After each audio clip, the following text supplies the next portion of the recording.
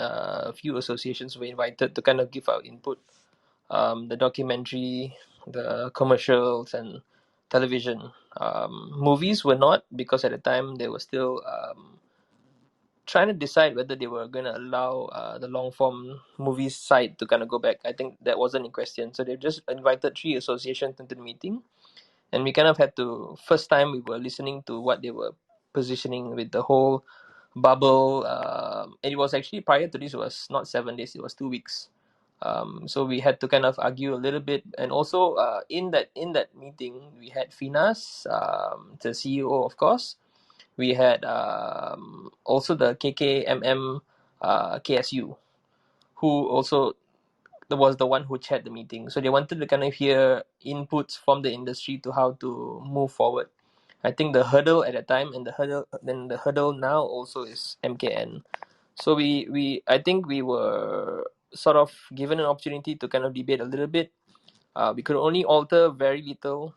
For us, was the amount of time we needed to apply for our cert. So we needed to kind of shorten it, because where commercials are concerned, the turnaround time for a lot of things is very fast. So for us, it's always that debate: how do you make things more efficient, and how do you kind of push things forward? So those were the kind of points we put forward, and then they collected all the information and then put forward.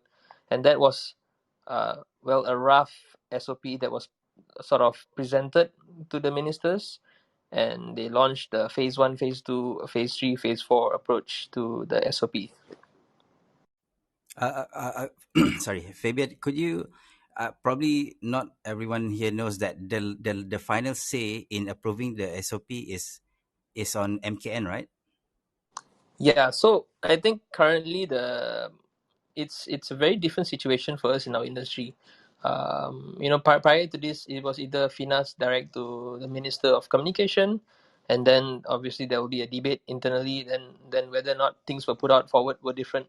But ever since the pandemic happened, the governing body that has taken over the final say of anything comes from a collaboration between MKN and MOH, but the final say comes from MKN. So a lot of the times when we were wondering why we were not going back to work was because we were listed and viewed as non-essential, and it was a blanket block for our industry and a lot of other industries as well that went with it. And we couldn't for the life of us understand why, because the decisions that were made also didn't make sense for other industries to go back to work. Suddenly you come out of your house to go to the grocery store and then you see everything open. So for us, we were wondering, I think everyone in the industry was wondering why. But it wasn't just solely on Finas. I think at the end it was really, the ball was on MKN's court, and they just couldn't understand or rationalize our industry and why is it important. Copy, understood. Thank you, Fabian. Joanne, can you go into your of SOP to Finas? Okay, alright. Before that, I'm just gonna backtrack a bit.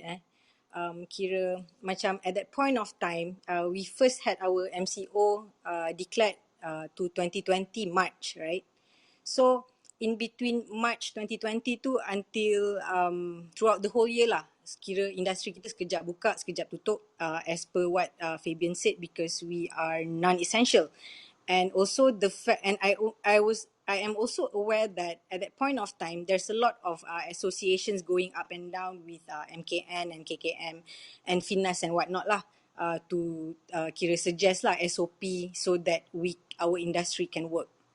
Okay, so but despite that, I feel that something is lacking ni. I rasa macam kalau MKN and KKM disapprove us to work, why? I want to know why. I want to know the reasoning. Apa loopholes dia? Apa yang diorang tak kasih? So and at that point of time, macam like Fauzan Pojam said earlier, I was studying and I decided to write an issue on it, to write an essay about this issue. Kira why are we not filming? Why are we stagnant for the past 1 year? Sekejap shoot, sekejap tak. So and also at that point of time, my husband, Syam Mohtar, if he's around, he was filming in Batam. Okay, And at that point of time, there was 350 people. We are talking about a big production, 350 orang. And they were confined in a bubble, in a filming bubble for, I think, 4 months. And there is not even one single COVID case. So for me, that is something to look at lah. And as I dig up more, I realised that, kenapa kita punya industri kejap boleh buka tutup because we actually don't have a solid framework that enable us to film safely during pandemic. At that time it was pandemic. So I realised this filming bubble is the bulletproof. It is it's our bullet lah. Because the whole worldwide pun everyone is practicing that. When I start Google COVID-19 protocol filming, it seems that a lot of countries, they already churn out their own protocols tau.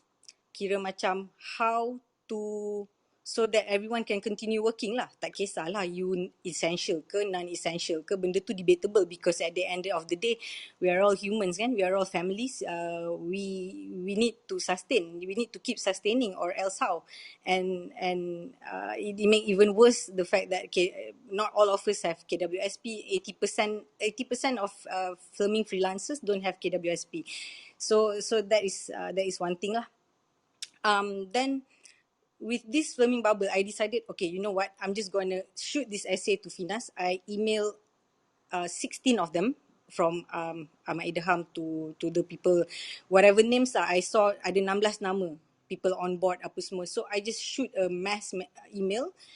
I practically tell them, I just present them my idea that, this is the loophole. Why KKM and MKN, they're not feeling safe to let us to go out and shoot because we don't have this. I think we have to create this bubble. So from that on, I chased them lah, Finas punya side about this bubble thing, and I also presented them the SOP tu. Kira macam the SOP yang I presented to them, it was more detailed and thorough in a sense and on how each department works. Kira macam we even suggested camera operator shouldn't share viewfinder for example. So these are the things, and the fact that benda ni is not made out of vacuum, bukan I yang cipta. I just basically I compile the info and on how it is done worldwide. So I don't create this, I just compile the data and I compile the information, and because it's a proven factor. I mean, China dah shoot, everyone was filming. Jurassic Park pun dah buat, Avatar pun dah buat. Kalau yang dah besar, kalau I suppose the way I see it, if production besar pun boleh shoot, kenapa production yang kecil-kecil macam kita ni, kita lagi lah jauh, nak compare kan in terms of scale with other countries. So I just don't get it why we cannot film. So that's why I was very persistent in this filming bubble lah. And let me recap. The bubble is in a sense that the production, let me just recap this to clarify what is a bubble. Bubble as in the production being protected and placed into a bubble. Kira the whole team, everyone is in a big bubble and we only interact with those within the bubble. So, and we try to eliminate or minimize the interaction between outside world. Sebab katalah kita katalah production 30 orang macam tu kan. So this 30 people including katalah 10 actors macam tu. It's just among us.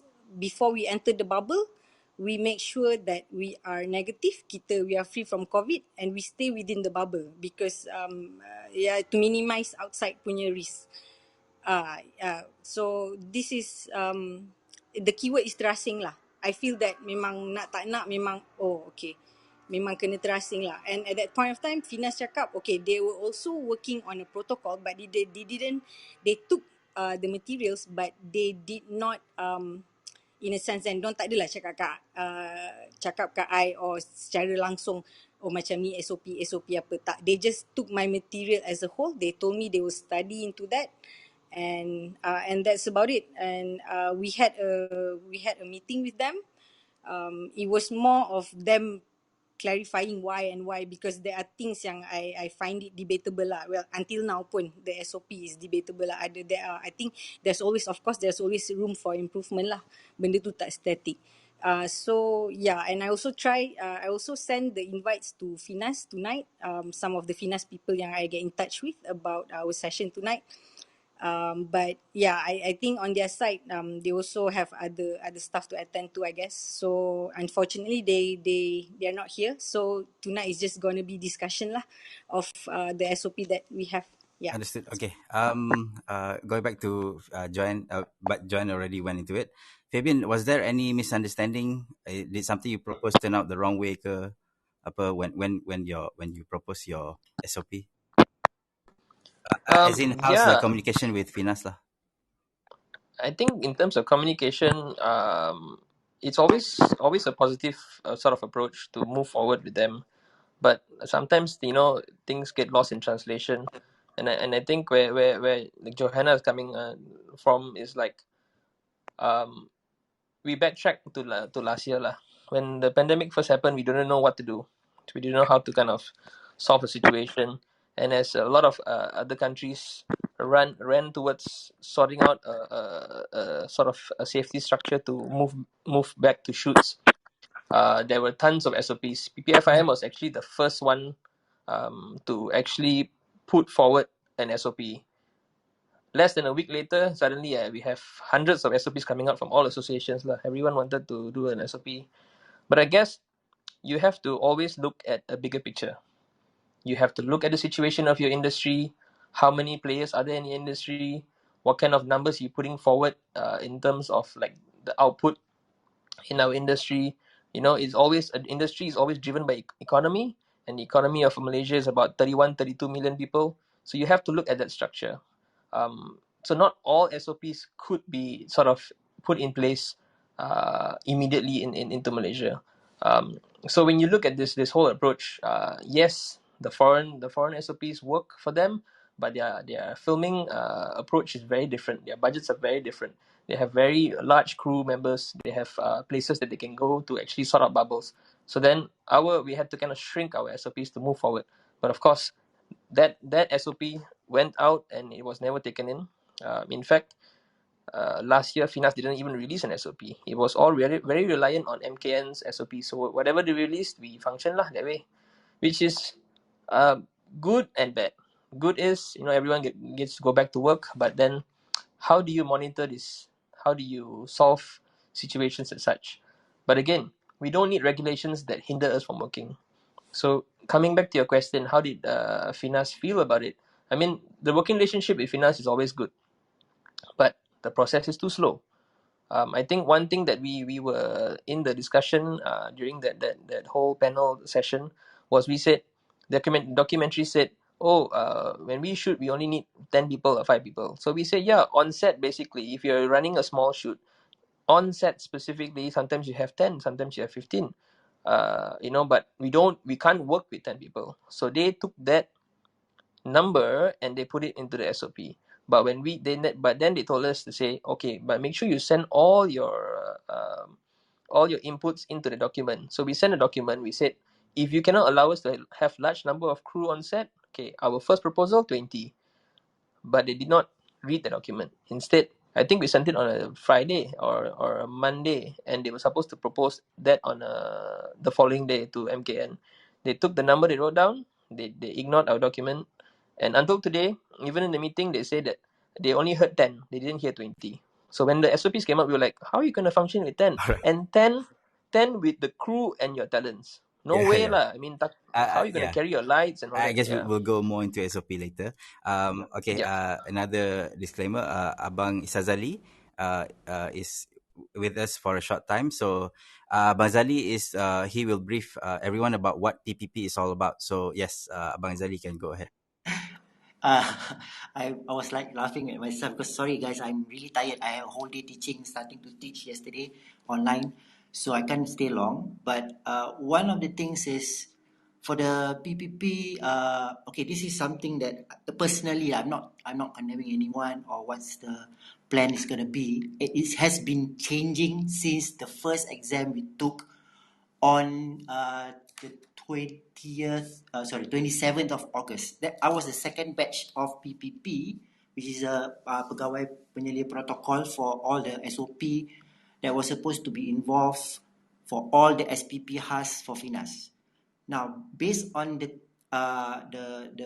class that we went through, every other changes after that wasn't briefed to any PPP. It was just via WhatsApp, via how is this happening? What is happening? So it was like a messy implementation because they briefed us one thing, and then after that, every other production says claim. For instance, suddenly I was asked, I heard any team below 5, you don't need a PPP. That was like, what?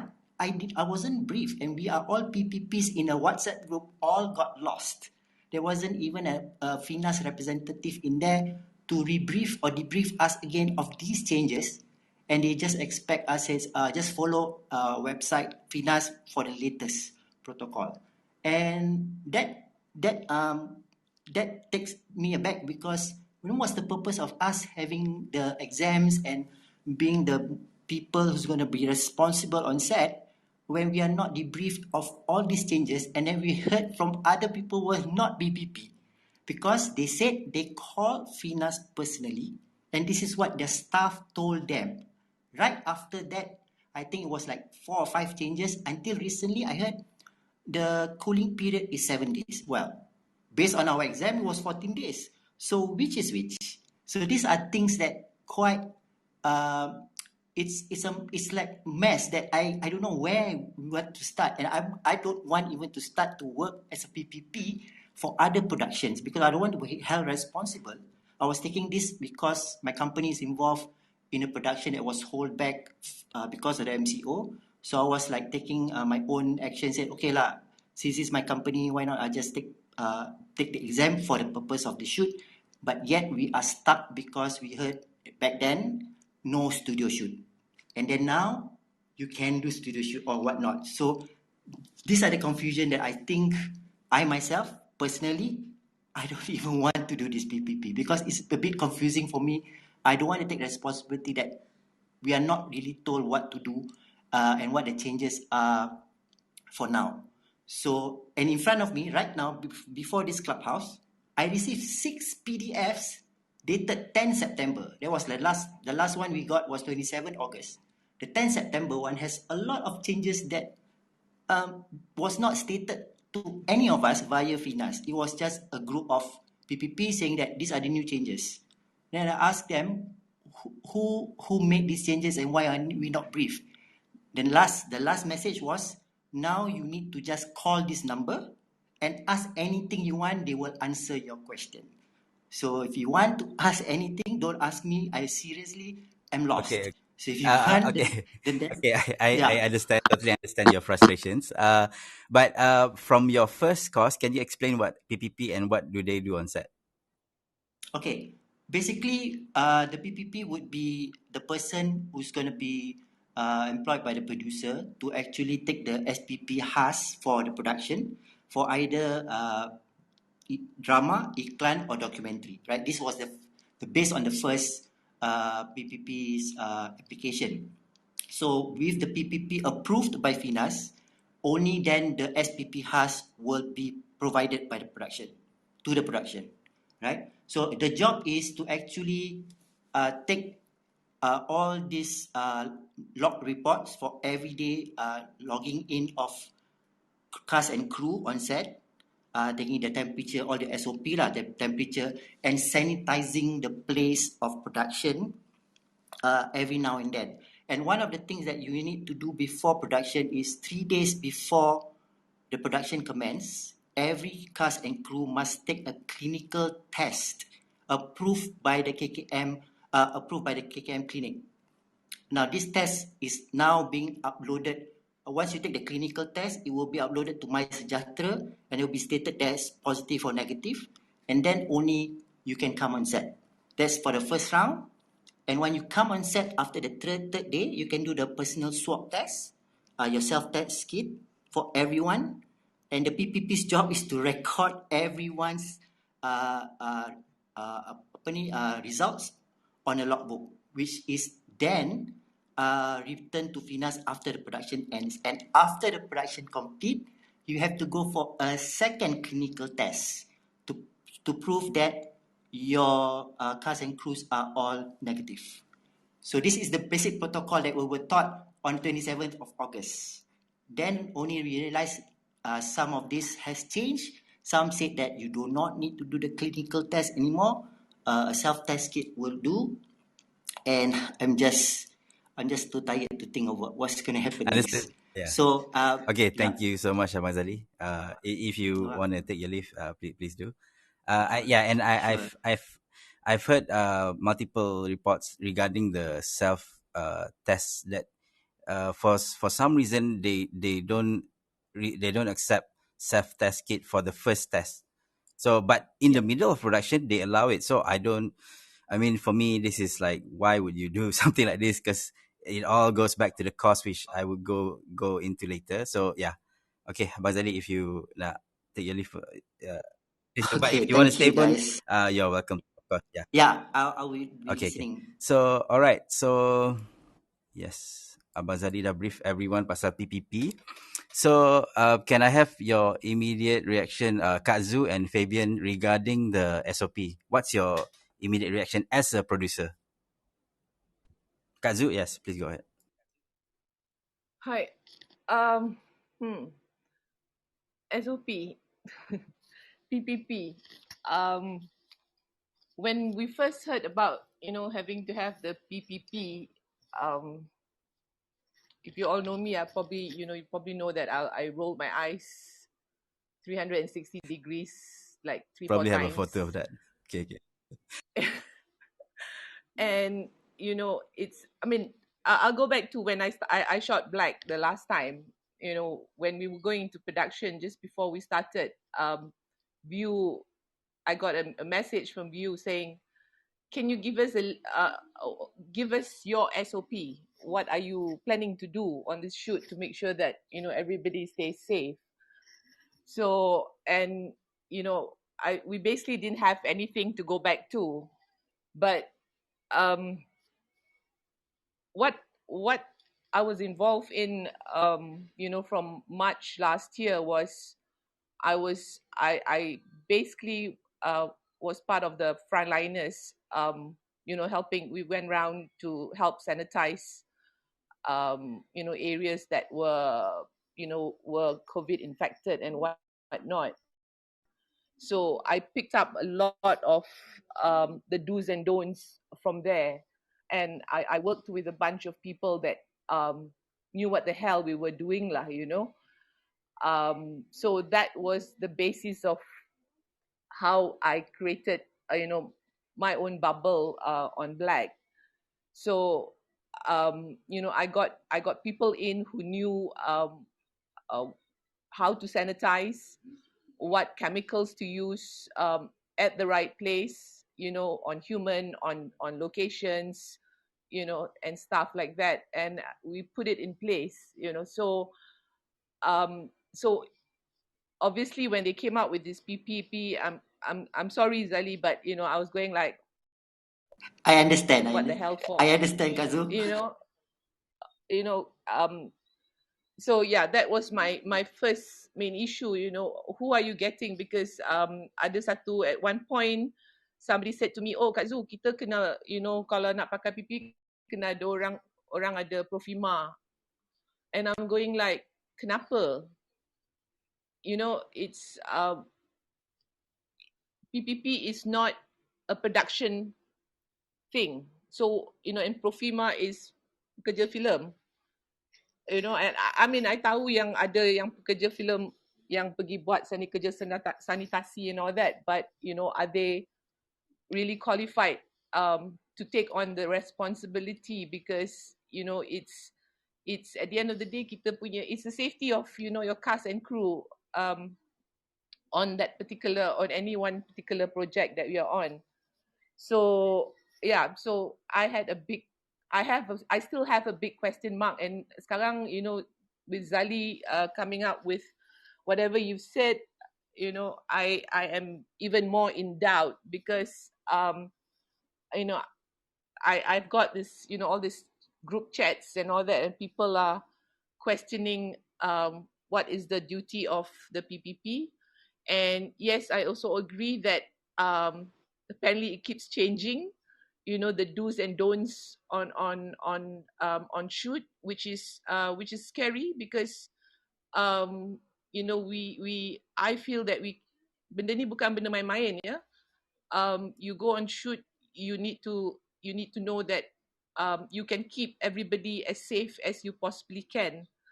And you know, Finas, I guess, or MKN, whoever's involved in this, needs to understand that there are lives at risk if you don't go about it properly. It's not just having a person in there and that person not knowing exactly what they are supposed to do, because kita dah penat-penat apply SPP khas and whatnot. You know, kita dah, you know, hari tu memang betul, you know, it was 2 weeks cooling period, but now they're saying it's you know, 7 hari.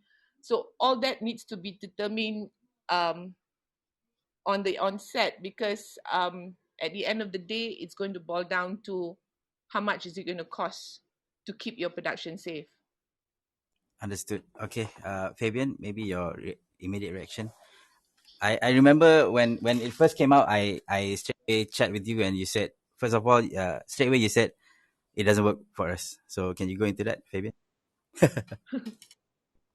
Yeah, I mean, it definitely doesn't work for us because I think they need to put their ears on the ground to see how businesses function, how things should be done, how do we ensure safety, how do we ensure that you know, we can't just always be tunnel vision focused on economy or just focus on lives, because there has to be a fine balance. And the question is, what is the fine balance and how do you go about it? So when we looked at SOP, we knew for a fact, you know, where advertising is concerned, and especially if you trickle down to long form, it really doesn't work in our industry here. And it in fact is going to cause more problems. It's that as if we're going back to shoot, but you cannot shoot properly, or it's not going to function. It's just addressing a short-term situation but not doing it well. So, you know, imagine if you apply for SPP HAS and you have to apply before you go on recce.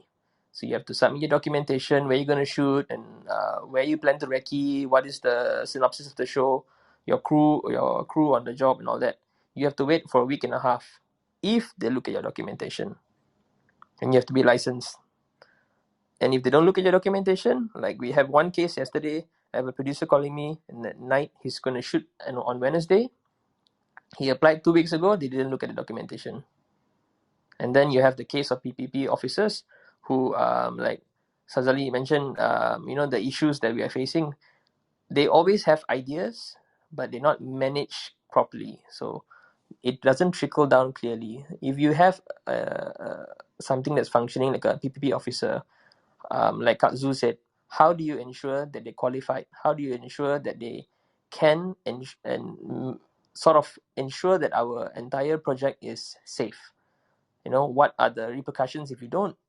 Takkan every time nak tarik lesen je.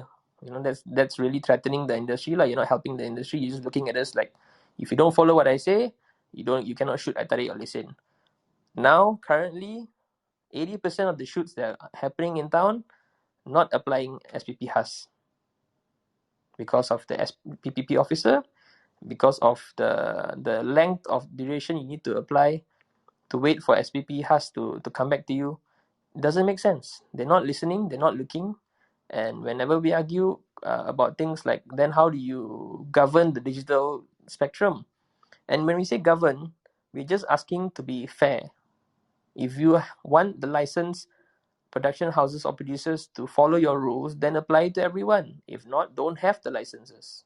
And things like that lah. So I mean, personally, I feel it is a work in progress. It's what we have now. We have to deal with it, but it's not going to work. It really isn't. Understand, and I think part of the problem is that it's a fluid situation. It's a moving situation, and of course we are at an experimental stage of testing it out. So I hope, I mean, the optimist side of me probably is hoping that we would iron out all the kinks in like maybe 2 or 3 weeks of this whole process lah. So yeah. Regarding the SOP again, when I read the SOP, of course, it cost is a big issue. So how do you guys, Kazu and Fabian, how do you guys plan to tackle that? Like, are you pushing it to the client if it's a TVC? And what about if for a longer period of work, say series or film? Like, are we? But we need to we need to fork out this money. So yeah, boleh cerita sikit, Kazu, pasal the incurred cost. Kazu, can you unmute your mic? Yes. Okay. When I did Glide, View picked up the SOP costs. You know, we came up with the amounts, and you know, they came up with the costs, which is, I think, the right thing to do. I think producers or the studios should be handling that cost because it's not a production cost. So I think they should be responsible for that. And I guess Fabian, kalau TVC pun, the clients should be bearing the cost for it, Yes, right? correct. Yeah. So I mean, the talks. I mean, like the studios, I think are quite good about it. I would say, you know, Views quite a champion in that end because they understand that it's not part of the production cost. And you know, I'm also, you know, I've got another project coming up, and I've also basically told the studios that, you know, you need to pick up this cost because it's not fair. It's not fair to put it into the production because it's not a production cost, you know, but it is still a cost, and it's something that you know, benda ni bukan benda main-main ya. It's bukan kita seronok-seronok nak minta, you know, the amount, because even the cost to do the COVID test, you know, it fluctuates all the time. You know, it's gotten cheaper now, but you know, it's still fluctuating. And then, you know, you've got the amount of tests that needs to be done on a long form, it's no joke, you know. So yeah, I don't think it's fair to have the costs lumped into a production cost. But I think you know, going back to like RTM and all that, people are questioning whether, you know, RTM would pay, and they should be paying for it. You know, it shouldn't be, you know, if they've allowed you know, whatever 300,000 for a tele movie, a super tele ke apa ke, the COVID cost should be on top of that. It shouldn't be part of the 300,000. Yeah, that's basically what I think. Baik, Kazu, and I think that's very nice of View to, and if I understand correctly, they are very strict juga kan? I mean, they monitor and all. They are. Yeah. So They are. You know, like I said, you know, when I did Black, the first thing they asked me before, you know, in a meeting was, "What's your SOP?" And I'm going like, I'm supposed to come up with my SOP. So, you know, like I said, you know, I had the experience, so we listed it down what we were planning to do and whatnot. And again, that one, you know, what I did was ambil sana sini, you know, because at the onset of the pandemic last year, you know, all the different countries, you know, Australia, UK, you know, everybody came up with their own SOP. So, you know, what I did was, you know, we went through them, and then we looked at what worked, you know, what we feel worked for us, because I faham juga kita tak boleh, you know, we cannot be as luxurious as, you know, the foreign production because their budgets are quite huge. And again, you know, the studio space for that on top of, you know, whatever the production budget is. So yeah, so I came up with, you know, my own set of guidelines on how I thought, you know, I could keep my cast understood. and crew safe. Okay, and then going into that juga, Kak Zu, you are a film and series producer, and though and film and series ni dia skill besar. you cannot play with like 10 crews ke apa. So with that in mind, are you going to wait until the SOP relax sedikit, maybe when we're in phase 4 before you start your bigger jobs, for example? Yes. Pojam, at this point, all jobs are bigger Faham. jobs. Okay, There's no bigger desperation. Yeah. jobs or And small this jobs. goes back to You Fabian know, cakap ramai orang dah start langgar sebab we need to make a yeah, living. Yes. I mean, kita bukan kita, bukan Faham. periuk nasi kat Zoo seorang aja. I go on a production, I've got, I'm responsible for like 50, 60 people being on set, but kita, like I said lah, kita, we have at this point kita ada they've come up with this set of SOPs. So, to me it's, I think most of it are doable. What concerns me is actually the fact that whoever came up with it macam, every 2 weeks we see changes.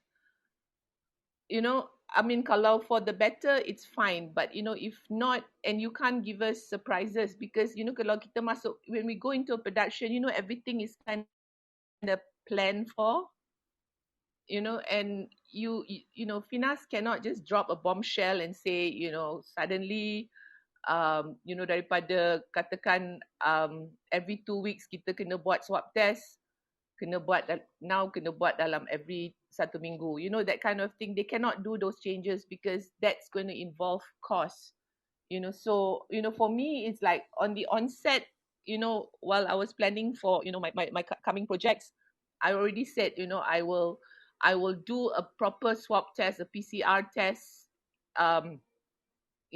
whether it's 1 week or 3 days or 2 weeks before I start anybody on the job. And then in between, maybe, every 2 weeks, I will do the now that we have the home kit, I can do the home kit, but the home kit needs to be done on shoot so that my SOP person can monitor that and ensure that people are doing the tests correctly, because I've done my own test and every time I do the test I gabra whether I buat betul ke I tak totally betul, understand. that kind of Yes. thing. So so benda-benda macam gitu, I think as producers, we have to be responsible because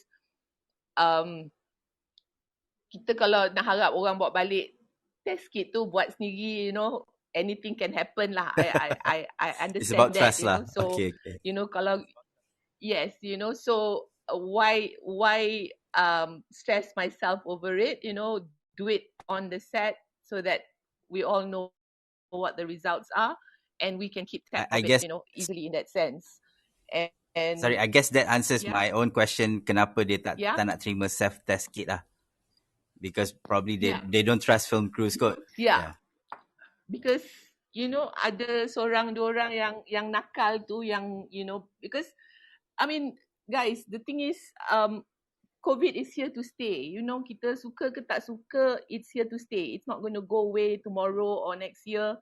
It's going to stay. So the basic of it is, I think, social distancing, wearing your mask, sanitizing. That's the basic of how you want to survive nowadays.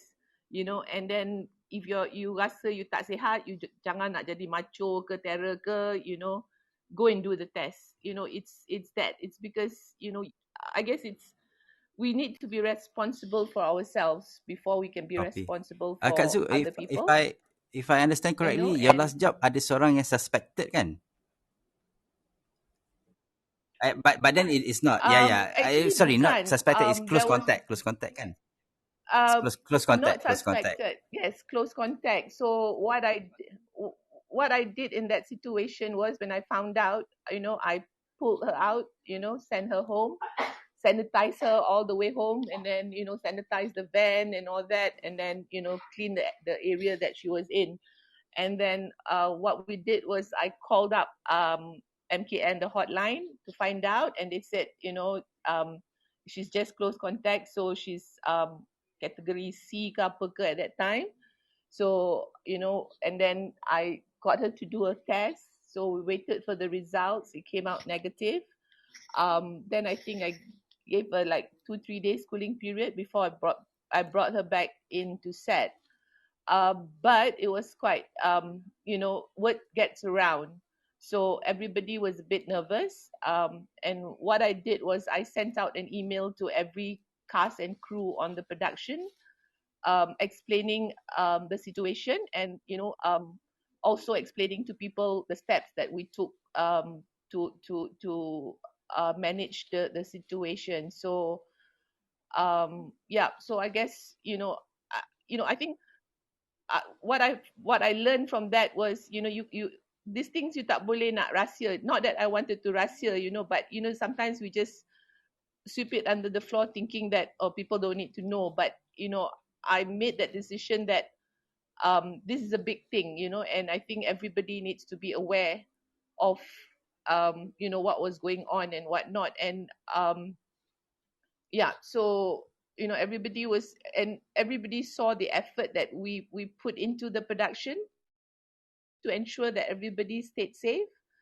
I like you said, Pojam, you came on my set and you got pulled out Yes, because yes. they wanted to sanitize and make sure that you. So those were the things that we did, because I was going, I me on set, I'm very busy, so every day I'm going like, jangan gaduh dengan your mask, put on your mask, that kind of thing. So, and it was nice because by the second week, I had my crew and whatnot and my cast actually coming up to us, okay, spray kita orang, spray, everybody won't leave the set until they're sprayed, So, and, so it makes you appreciate that, people appreciated that, you were trying your best to make sure that everybody stays All right. safe. Very, very good So, safety macam precaution that you itulah. took once there was a suspected and thankfully it wasn't a case, and it's just a close contact, and itu pun negative, so that was a very very good lah. Okay, so I think now I want to bring in Joanne and Fabian. Let's pick on the SOP a bit. Like, do you have any red flags right away, and maybe you guys have any suggestions moving forward lah? I mean, yes, we want to work, but yes, we need to be practical also. But also, like Kazu mentioned, we need to be it's not my mind. We need to be serious about it juga. So yeah. John, you wanna start? Yeah, I would like to add some points on the PPP though.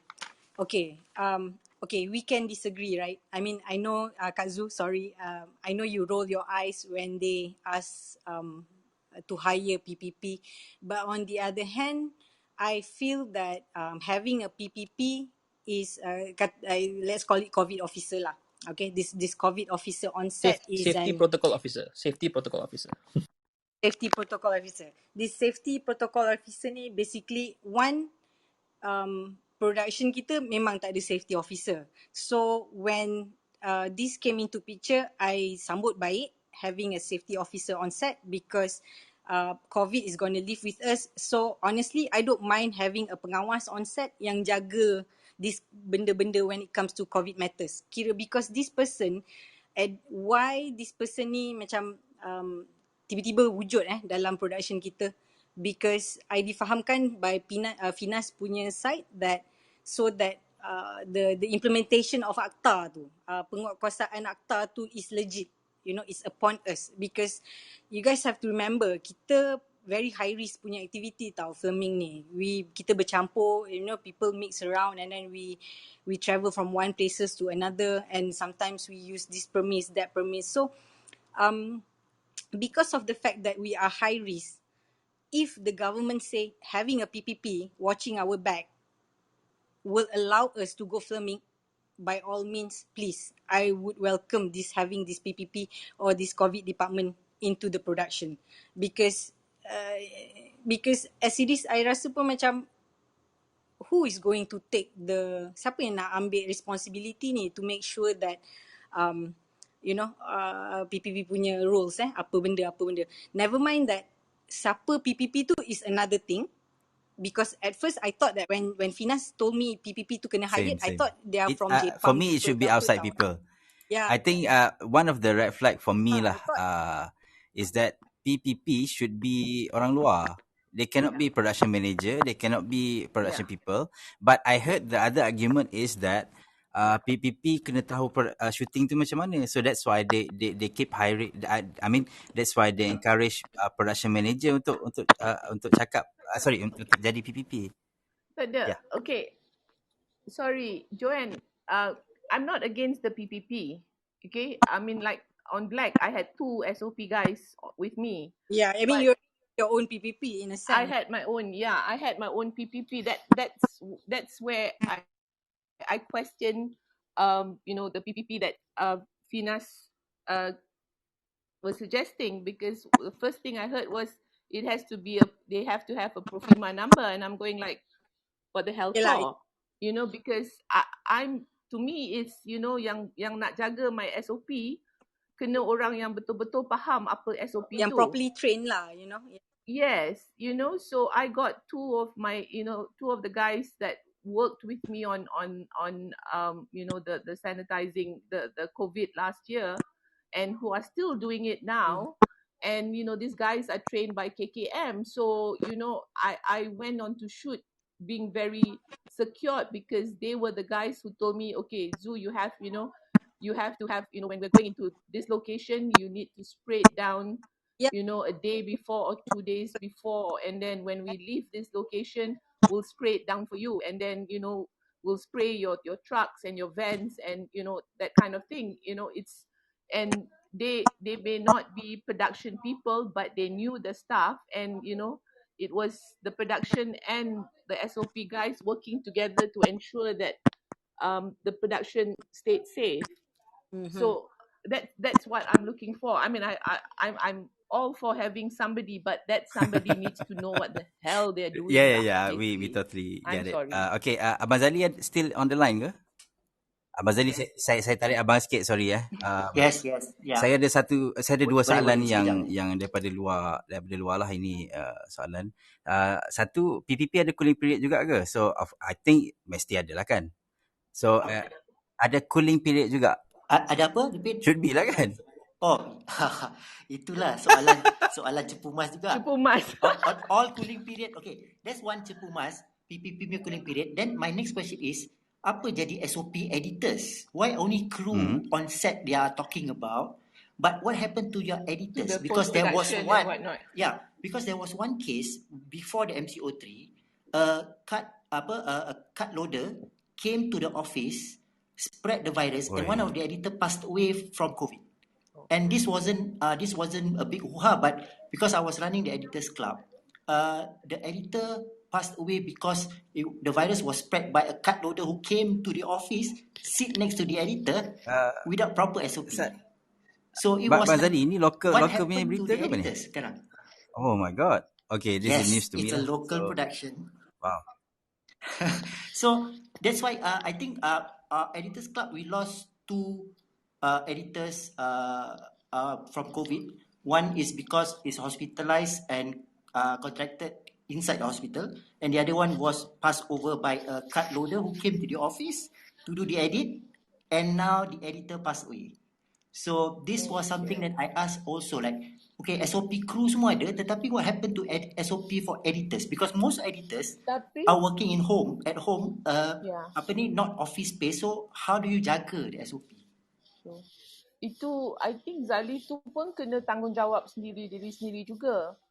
Ya, betul. But Kan? but they have to take action. I mean, kalau let's say misal kata ada apa-apa terjadi, so how do you track that? Yeah, Kan? that's true. Because that's one thing that I was asking our editors club. Korang buat, I mean, we all jaga lah, of course. Tapi we told them, don't let anyone come to your office unless they drop off the card and your post box. Okay, sanitize. We have to come out with our own. Yeah. But kalau tak ada orang lain buat, siapa lagi nak buat? Yeah. So we are just trying to be safe among ourselves, and hopefully lah, no more cases like that lah. Tapi like what you say itulah cepu mas lah, cooling period PPP tu macam mana? Another soalan yang agak interesting. What if the PPP pun tak perform? Like who polices the PPP? The PPP. Yeah, okay. This was ni baru juga masuk. Somebody was shooting at Fraser Hill. Finas actually went up to Fraser Hill to spot check. So Alah, dia orang spot check ke dia orang batang minum kopi je? I don't know. But they came, they checked, they even took photos, check their sanitization equipment, everything, and to prove like okay, everything goes well. So they really on the ball lah, visiting sets, but maybe only selected set. Cuma the thing is itulah right now the cooling period ni yang from 14 days now jadi 7 days. And one more thing to add just now when you said about PM, where our first implementation of this PPP, FINAS sendiri cakap, do not allow your PM to be the PPP. You have to have somebody else dedicated for this job. Now, the problem comes is this. Kalau kurangkan orang dah in the production that 20 people, 10 people, you dah tambahkan satu lagi orang kru baru.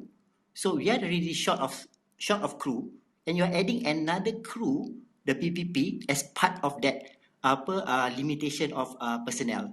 So macam how does that justify to have additional crew and yet we have not enough?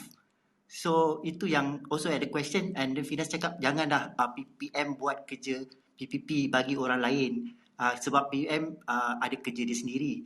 So yeah, it's true, but comes to the point where kita limited the crew, now your producer kena pening tambah lagi satu orang. Now how does that add up? Itulah yang I was questioning. But I just want to add a bit. I know Yeah. they said that specifically that you cannot you producers cannot, PM cannot. But I've sat in on this council meeting 3 weeks plus ago.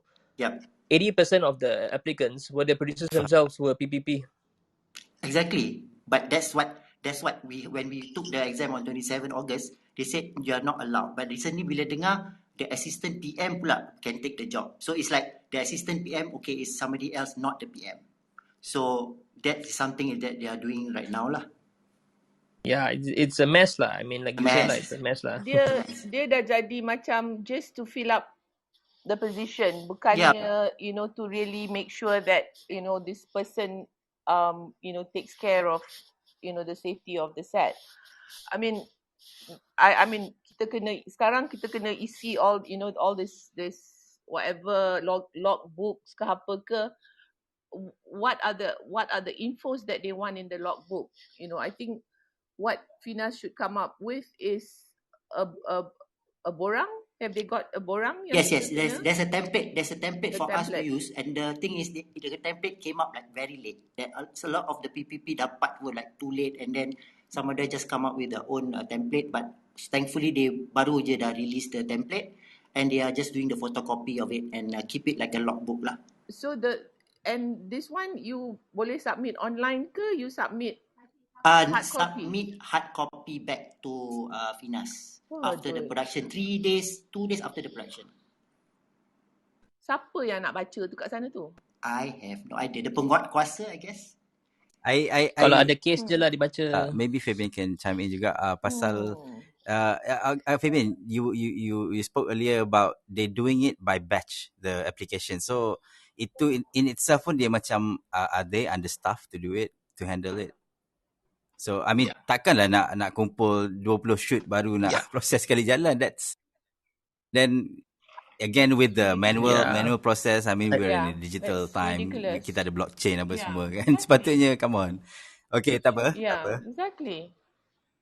It should be, you know, it should be something that you can just download, I've fill up always and said, then upload balik. Yeah, you know, I've always said my Sejahtera can be like 100% more than what it is right now. Yeah, everything is there. So yeah. Fabian, you want to go into your red flags on the SOP?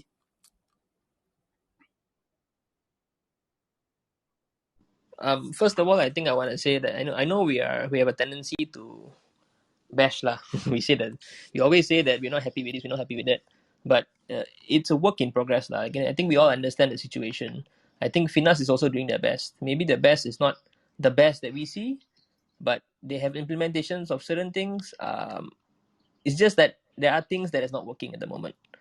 And you know, if you implement a PPP officer, then you got to follow through lah. I think those are things that you need to kind of ensure. And if you know how to trickle down information, then either you set a group chat or something that all the PPP officers are in. You have a debrief every time something new comes out, so there is communication. I think the issue is we lack communication, and every time SOP comes out, we are told to go to the website, and the website is tak complete sangat, you know, and we have questions that you may not be able to answer through a website because there's not in the FAQs. Sometimes don't even answer all our questions, and we need clarity in how to move around and govern certain things. So I think those are the things that always is a step moving forward to progress. I think, but what that needs to happen is they need to open up a forum or a platform that we can all come together and voice out our concerns, not keep it close. You know, communication is key, and that's how we move forward. We are the ones who are on the ground. We are the ones who are functioning. We are the ones who are running the day-to-day operations. We know what works, what don't work. Not that we are saying we are experts too. You know, we are also figuring out the situation, and sometimes people feel that it's not going their way, and we understand. We all hear everyone's gripe, we all hear everyone's concerns and grievances and all that, and to be fair, they are really trying. It's a political machine. It's a machine so large that even you cannot understand what's going on. You know, you pass through SOPs to them, you give them input, they have to take it to the next department. You have to understand that this division is an intermediate division. They're not the division that gives us the answers that we want. So those are the issues that after sitting, I think being in the PPFI for the past 5 years, I've realized all the cracks and the holes and what works, what don't work, and the patience that we need. You know, it really is very tiring. I think it's not something that I would rather it move faster than it is. Yeah. I mean, let's speak on the SOP a bit. Yeah. Okay. I have a question. You know, in the SOP tu yang ada, if you need to, your crew needs to be 10 meter Sorry, Kak Zui. radius. Boleh repeat the question? Thingy. Kak Zui, The 10 kilometer radius. Yes, 10 kilometer radius, and The 10 kilometer radius. How's that supposed to work? At the moment, it doesn't apply. I think that was the initial SOP. Now we are in phase 2 state. So the 10 km radius doesn't apply already.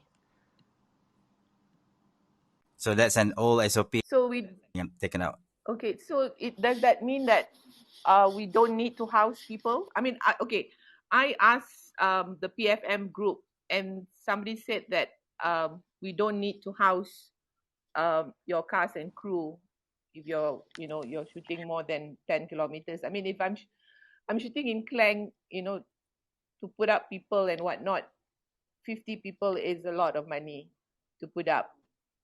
So Yep. you know, so that was one of my concerns. I mean, and it just, I understand about the bubble and whatnot, but you know, it doesn't work for our production here. And then what about that 1 kilometer? Your location has to be 1 kilometer. No, it doesn't. From civilization. It doesn't apply anymore because we are now So it technically doesn't. in phase 2. So if you are traveling more than 10 km and whatnot, and if your team has to go home, you just need to make sure that when they come back, you either bring the home test kit and stuff to kind of make sure that they come back on shoot with proper SOPs lah, as in, so you know for a fact it's because now it's an endemic phase, so it's what we are calling Kandiri, so it's really self-care. So if you feel, if you are saying that your crew goes home, you cannot need to sit them down and explain to them, when you go home lah, don't lah go to supermarket, go to movie, or and then when you come to set, if we feel that we need to make sure that the set is safe, then we have to test them. Yeah. That one is the latest one, right? Yes. Yeah. Yeah. Okay, let's just recap yang the current one. I'm not sure. I think this is the latest one lah. Yang the one yang translated English tu. One cannot exit the bubble, cannot rentas negeri. I mean between productions. The accommodation and transport, kalau jauh production provide. Kalau dekat, if close to home, the crews can balik rumah. But you have to, itulah macam Fabian cakap tu, you may need to conduct some testing, and private vehicles are now allowed. So I think there's a progress over there lah. Because the idea of the bubble is not we don't feel burdened by the bubble. We cater it. We can downsize it. We can scale it according to our production needs because Yeah. production is different kan. Tak semestinya kita kena ikut yang kat Hollywood punya bubble. Is different. That Yeah. sense. We are far from it, you know. But like I said lah, it's how we maneuver the bubble to fit us. Because Kak Zu yang you cakap dulu, you told me about this before kan, how you run your production with Black tu, when you say that you kind of created your own bubble. Kan? At that time, your production, you house give them accommodation ke macam mana? No, I mean, we were shooting mostly in KL. There were few days that we were in Rawang and one day in Klang. I didn't house anybody. But now kendiri lah kan, macam Yeah. pandai-pandai lah. And you know, everybody by the time they finish shoot, most of them, you know, yang adalah mungkin seorang dua tu yang nak merayau ke apa ke, but you know, they I think reminding people every day that, you know, they've got family that they're going back to, and you know, we're all sama-sama cari makan, that kind of thing. You know, it helps to remind people that they need to stay safe to keep working. Yeah, I think the latest punya SOP ni has eased up a bit. Dah kira we don't have that 10 kilometers tu. I don't know why that 10 kilometers to exist in the first place. But it's good that crews, if you're shooting Klang Valley, you're not obligated, producers are not obligated to provide accommodation. So itu memang itu kira thank God lah kan, tak adalah forced to have accommodation. Yeah, and the fact that we can use our own private vehicle. So itu alhamdulillah lah, they realise that. Yeah. But one thing yang I nak tanya sekarang ni, okay, forecast the issue is, so right now they cannot do multiple jobs lah kan. Diorang tak boleh lah hari ni shoot tempat lain and then lusa come back to our yeah, they're not allowed to do multiple shoots. Just one production. That's one of the issue that came up when we have 7 days cooldown period. So for example, orang yang bergaji maybe 100, 150 a day, in a month they can only work 4 jobs. So itu berapa je, and then itu pun kalau job tu ngam-ngam 8 hari apart, in sync. So macam we have ada jalan dan ada yang tak ada jalan lah. So macam tu lah. Yeah, itu I think especially for commercial kan. Katalah you are a Pegasus operator, contoh. You are special equipment operator, because this one I was talking to my uncle. He was saying that for every job, kira macam before he jump off to another job, he has to have a 7 days punya period. So takkan sebulan dia kerja 4 kali je kan. So I think benda ni, these are the red flag lah kot yang kita kena bagi tahu kat Nas, because rules tu bukannya semua sama between iklan, drama, apa semua kan, lain-lain kan production. Yeah, I mean, I think you know, we have to conduct the swab test very often. You know, I think if they are going from one set to another, you know, if the tests are done intermittently well, I don't see it as being a problem. What do you guys think? I agree. Because I mean, if you see, cause I think you know, Kak Zu, you also from commercials. The volume of which you can shoot can vary from anywhere from 1 project to 6 projects a month. Yeah. And for crews, you know, sometimes they're shooting 20 days in a month. I would just go back a little bit earlier this year. When after MCO 1 and MCO, when we were almost bordering MCO 2.0, we did this whole SOP approach where we needed everyone to be to do the test before shoot. Yeah. And generally, I would say where commercials are concerned, 99, maybe 95%, it was working. Yeah. A lot of producers started to see the reasons, and you know, we started to discuss with clients and say that we needed to make sure that every time we go for shoot, this has to be in the cost, and we need to make sure that everyone is taking the test, so that when you go back to shoot, we know for a fact that we've done our due diligence to make sure that everyone is safe. And Yeah. in the event that things happen, which is COVID, we cannot control.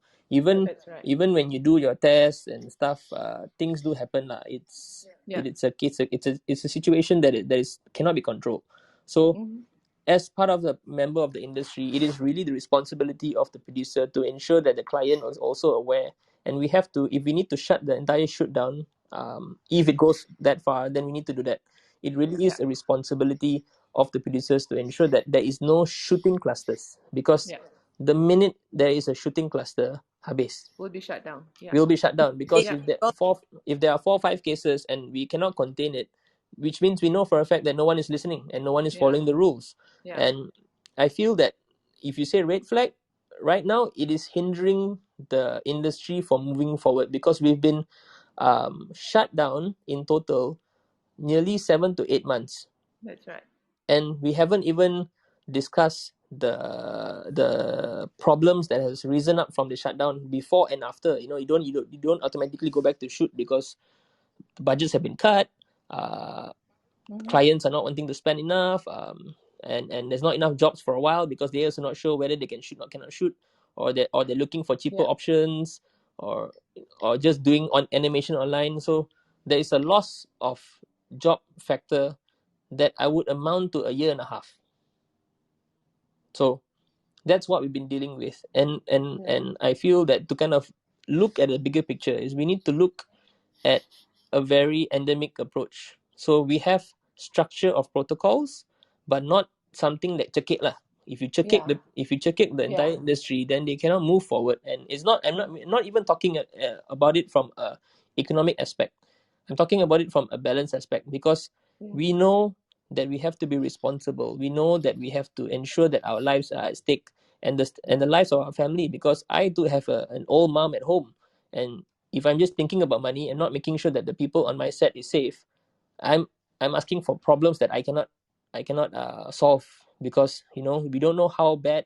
If you get COVID, you may be vaccinated, but different people react differently. Sometimes, like Zalee said, editor from card loader can pass away.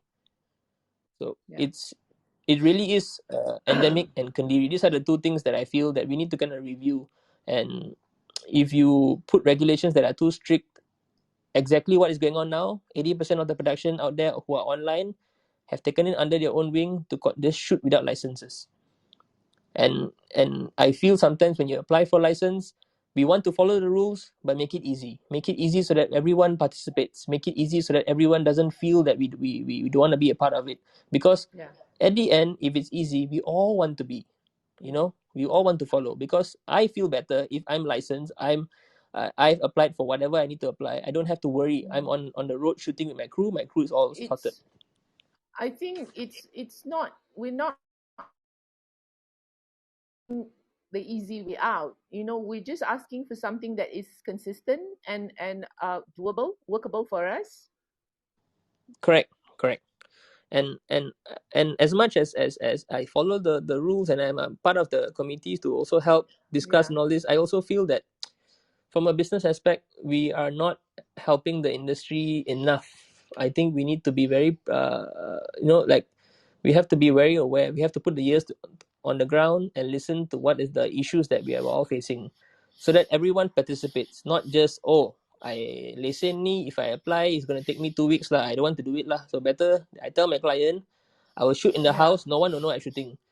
First of all, I mean, I heard. I hear that there's a lot of that going around, which is not healthy. Correct. And imagine if there is a cluster from these shoots. And those who follow, those who get their licenses, sekali angkut. Tutup industry. How do we deal with that? And these are measures that we need to encourage people. We don't want to say, if you are a license holder, FINAS come and visit your set.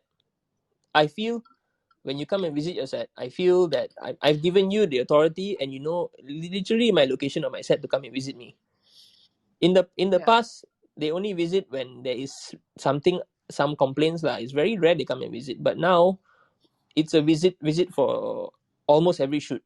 and and people are Yeah. saying, oh, Finas datang spot check, but that's not their intent. They come to check the report and all that, but it does make people feel that I'm being regulated lah, being watched. Copy, Fabian. All right. And okay, someone asked me there's this question that how long does berapa lama the SPP has to bertahan? How long is it valid for? Like, can you use it for different projects? Like, No, it's one it's for project. one project. One Okay. project per, Yeah. per All right. SPV. Okay. So yeah, But and I mean, the thing is, with the SPP, I know that they're asking for a lot of information on the onset, but I would, if I were applying for it again, I would probably do the same thing. I mean, I usually just, apply for the SPP and give them whatever initial infos that I can provide them with, and then just keep feeding them with, more infos as we go along. And then by the time I go into shoot, they've got the full infos that they need from us. That's how I usually go about with the SPP dulu lah. So I think we've got all these papers going around, this SOPs and all these guidelines and whatnot.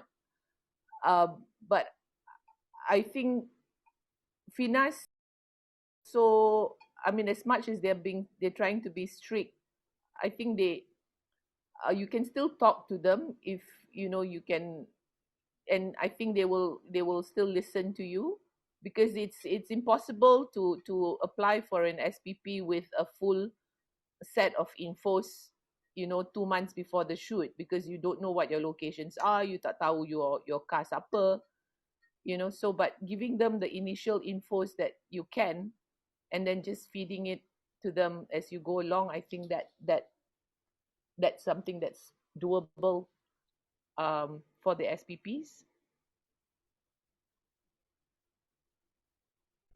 Also, I wanted to add something in the SOP. There is a column at the bottom that states that anyone who's running a shoot that is 10 packs and below, you don't have to have a PPP officer. And I think a lot of people have misconstrued the information. They are saying that, oh, if I got 10 and below, I don't have to apply for SPP HAS. I think it is a misinterpretation of the information. It means only that if you still need to apply for SPP HAS, just that you are not required to appoint a PPP officer for 10 and below. And this is based on the new SOPs that were sent out by Finas themselves. And a lot of them are using this, especially the younger producers who are shooting with clients. They're advising clients, saying that, oh, our crew very small, so we don't have to apply. So because it says under filming license on page 2, it says appoint filming protocol supervisor certified by Finas. It says not required for filming projects with less than 10 production crews. It means not required. A PPP person is not required. Just wanted to clarify that. thank you, Fabian. Joanne, anything more to pick on the SOP? It's the timing it's my concern juga tu, the timing until 12 midnight kan. What if we're The shooting shooting night? nights. What about that? Apa beza siang dengan malam tu? I think yang tu I tengok dekat PFM punya group pun, they said, to me, if I'm shooting a night shoot, as long as I try and keep it within the 12-hour day, and I've got, whether it's police permits or, location permits and whatnot, it should still be doable. kira we still have the flexibility lah to have. As far as I'm concerned, masa like last year pun masa Kak Zu shoot Black, was the same thing. If I have a night shoot, I make sure that the police is informed of it, and I have a police officer on the set with us. And, Finas knows my schedules, and obviously the location owners are aware of it as well. So, I think that's doable, because, that's film industry lah kan. But just to clarify, when we had a chat with them 2 weeks ago, they have said to us that that we cannot shoot past 12, and it's not a FINAS ruling. This is It's under an the MKN. MKN punya SOP. So they say that if you are able to get permission from the police ke apa ke that won't kacau you during a shoot, then you pandai-pandai lah. Yeah. But they say if you go and shoot after 12, there is a high chance at your own risk that the police may drop by and then you might kena saman. Yeah. So like what I did on Black was every time I had a night shoot and I was outdoors and whatnot, I made sure that I had a cop on the set. And yeah.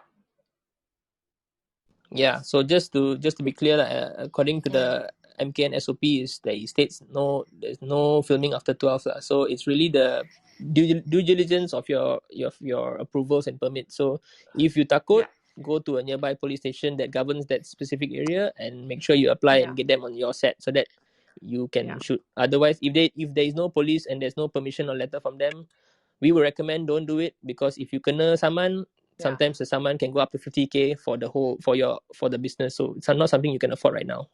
Yeah. Agree. All right. Are we done with the SOP? Maybe now we can move on to the frequently asked questions. Joanne, anything more? Fabian? No, I'm okay. I think we've covered the basics. Awan, can you invite Edmond? Because I believe he has information on the latest update lah. So yeah, Mr. Edmond DS, can you come up? And hey Edmond, welcome. Hello. Hi guys. So Edmond Good is evening. part of Joanne's team who compiled the SOP and submitted to FINAS for their perusal lah. So okay, I'm gonna go through. Fabian, can you stay on the line? We go through the FAQs that you shot that you and Jahan boleh. wrote, right, compiled, yeah. So Yep. first question, can SPP has processes can SPP has be sped up and simplified? The answer is you can apply for SPP early even without location or crew. So just make sure to submit everything before the interview meeting and all prepared for the interview. I had a chat with Jahan earlier today, and Jahan told me that the interview would only come up if there's a problem.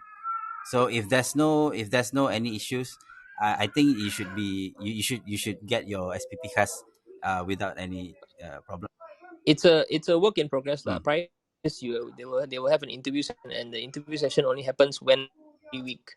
But I think with the volume of shoots that are coming in now, a lot more people are applying. So they're trying to kind of fast track the process. So they're telling us that if your application is complete, you have all documentations there, and there are no issues, then they will just approve, and you don't have to actually sit in to be interviewed in the meeting. So that's the next step that they're trying to introduce. Nice. Okay.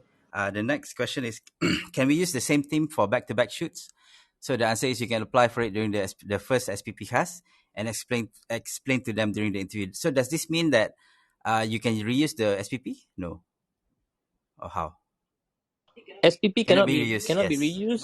But what there is what you call it, a loophole lah. So FINAS, I mean the CEO himself has mentioned, if you are a busy producer, a busy production house, and you have 3 jobs lined up or 4 jobs lined up, so what you do is you block your crew, you submit all 4 applications terus sekaligus. Nice. And then you table your date of shoot, and then you tell them that you're going to be using the same crew. So but however, this same crew cannot be doing other jobs. They have to be on your job, because your cast will tukar. Locked to you only. The crew will be running. It's sort of a crew bubble lah. Okay, so the next question is, can kids be allowed on shoot? So for now, the short answer is no. FINAS is engaging with MKN to determine in which phase can this be allowed. So this is a potential issue for Sorry. It is an issue, but it's a hard no for now. I think because anyone below 18, 17 and below are not vaccinated. However, plans are in place already, just that the government haven't announced yet that they are going to start vaccinating kids. But it's going to be from 12 to 17 first. Once they are vaccinated, then I reckon they will start to allow younger adults or young adults to be on shoots lah. But if you're not vaccinated, it's a very it's a very tricky situation. And Indeed. we also have to see it from the lens of families and people and the government. And how am I going to allow this baby just because you want to shoot a milk commercial on your set? Yes, we want to shoot a milk commercial. Tapi if you kena, then how lah? How are you going to answer? Right. Sorry, I nak tambah sikit Go ahead. boleh? Pasal regarding kid talent. Part ni I rasa macam this is because okay, we I think we talk enough about we talk a lot about implementation of the SOP kan. But this also sebenarnya come off as this situation ni sebenarnya is also a challenge in a sense that it's a creative challenge. So what I mean is the script though, we forgot that we also need to tailor our scripts according to the situation. In a sense that I would suggest that script writers, all Malaysians punya script writers, you know, janganlah tulis sampai ada 28 location, you know, to be done in 7 days, you know. Benda ni kita at the end of it, kita yang control kan. So we really have to write scenes that matters, you know. No more fillers, jalan-jalan kat Dataran Merdeka ke, none of that, you know. And script have to be siap, that is for sure. And this one I have to say because I had my experiences of shooting some episodic series yang the script comes on the day itself. So all this have to change lah. All this we can't afford that anymore. Writers pun kena tailor their scripts according to the pandemic situation. Not to say that you guys have to make a story about COVID, but kena tolong lah. Johan, I think on that part, the writers are well aware of it, because recently I saw like a series on suka.my, cerita hantu tapi hantu keluar siang. So itu bagus. Yeah, hantu pun follow SOP, okay? So okay. Moving on to the next one is can we use home tester kit? So from this FAQ, you said yes, but now that we know that they don't accept self-test kit, so I think the update to this is that it's only clinical for the first and the last. But if you're in a long shoot, in the middle, you can take a self-home test kit. Yeah. So the next question again is, are outstation shoots allowed? Yes. I think this is not a problem anymore, according to the latest SOP. Fabian, do you know if if you need to cross states, then you basically just go to the police lah? Correct. So once you apply for SPP HAS, you can get police permission, and with this letter you can apply to travel out of state lah, to wherever your intended recce destination or shoot. All right. Okay. And the next question is, can we do night shoots? So you can apply to FINAS for special permission. The issue is the working hours are a blanket ruling from MKN to all industries. So it's a hard cap at 12 a.m. But is this open to interpretation? Or I mean, is this open to Bual Bicara, Fabian, do you think? Or is it like in a case of you risk your own? Where FINAS is concerned, it's a hard no. But like I said, I think because they have mentioned if you want to shoot malam, because we also understand shoot not always you're in daytime lah. But if you are able to get a police station to approve your shooting hours in that area, you can try lah. There's no because sometimes who knows, the police officer say tak apa, you kat bangunan ni you tak kacau orang, we give you approval, you just jalan your shoot lah until whatever time specifically that you have mentioned. But where MKN and FINAS is concerned, they will follow the SOPs right down to the T lah. So if 12 means 12 lah, they can only give you that permission based on what they've been given. Because if they give you permission to operate until 4-5 a.m, habis lah dia, if anything happens. All right. The next question, the next question is, if we shoot in KL for 1 to 3 days, can our team members go home? The answer is yes, but the producer needs to take steps to protect the team. I.e., in the contract, each crew talent cannot take other jobs and also need to go straight home after shoot. Any comments on this? It should be straightforward, right? Yeah, I would say it's very straightforward lah. Just make sure that tak merayau everyone lah. takes the due. Tak merayau lah. I mean, really, this is if we've never been united, this is one time we need. This is the time lah to have everyone make sure that they are following the laws, the rules. Your family is at stake, your life's at stake. Don't play games with anyone shoot lah. It's not so much producer ni teruk lah, director ni teruk lah. It's not so much that anymore. All right. COVID doesn't COVID doesn't see anyone; it just sees everyone. And lastly, once SPP CAS is approved and location, and there's a change to the location of the crew or the talent, do you need to reapply? So the answer is no, but you need to update Finas Urus Setia by email to update on the new location or crew or talent change. Any further additional comments? Yeah, No, that is that's correct. straightforward, right? Edmond, you mentioned earlier there's some changes. Can you maybe? Yeah. Hi, guys. So recently I've attended the PPP Taklimat, which is last Wednesday on the 15th. So there were a few updates lah. I'm not sure what they have briefed to the prior groups. So I think I'll go step by step. How Finas work with the PPP collection is that they are basically gathering names. So the last one that we had was around 150 people. So they do batch by batch. So they do monthly lah. That's one. The first thing about just now, Abang Sazli got mentioned about if there were 10 people, is PPP part of the crew? The answer is no. The reason being is because the PPP team is not part of the production crew. It's a stand-alone department by itself. Okay, and they, of course, they enjoy the benefit of the production, but they are not part of the manpower headcount. That's one. And second, the reason of having an external PPP is so that a PPP officer is basically non-partisan. The person cannot have one leg here, one leg there. The person needs to be non-partisan. Call the shot as how it is, and that is to ensure safety on set. You see, when we talk about SOPs and all that, it's not written in stones here. It's very flexible. It depends on your project. We have emphasized this many times to many people because a lot of people came back to us, hey, must we follow by the letter? Say, no, it depends on your scale. So you boil it down, you see how it is. So that is important to take measures of lah. About test kit, okay, these questions was raised a lot during the taklimat. So yes, it is true. You need to do 3 days prior to the actual shoot. You need to do clinical tests. On the day, you have to do one test, which you can do a saliva test or PCR test, up to you, RTK or PCR. And during exit itself, you do one. If it's long form, it's supposed to be 2 days before you wrap. I repeat, 2 days before you wrap. Okay, and then after 2 days, once you wrap, you submit the report to Finas. That's the PPP's job in terms of swab test lah. What else? If I can recollect again. So Sorry, basically, yeah. Edmond. So, like, how often, if it's for a long form, how often do you have to do your tests? 3 days once, Kak.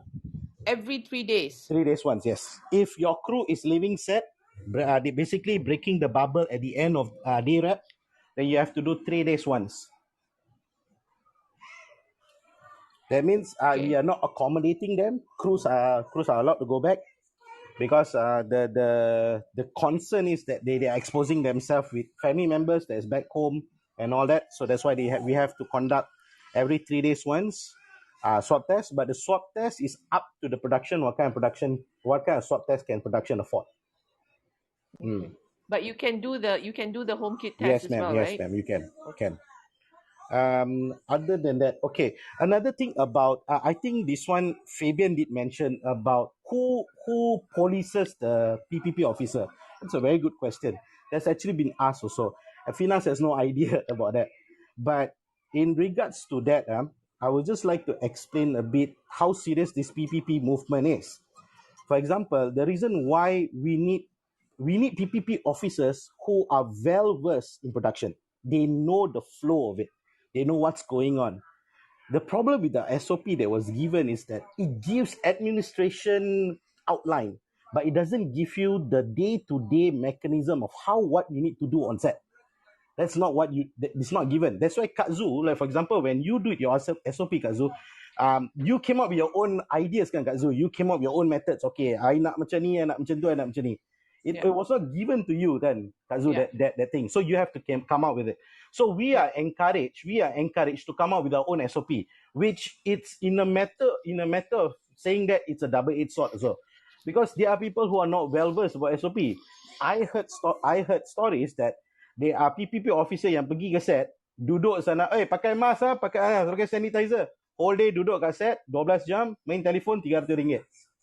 We have received that report as well. So that's not what we want to give. So in this case, what we're trying to say is that PPP officers is also involved in the pre-production, the during the production, and also the exit of it, the wrap time.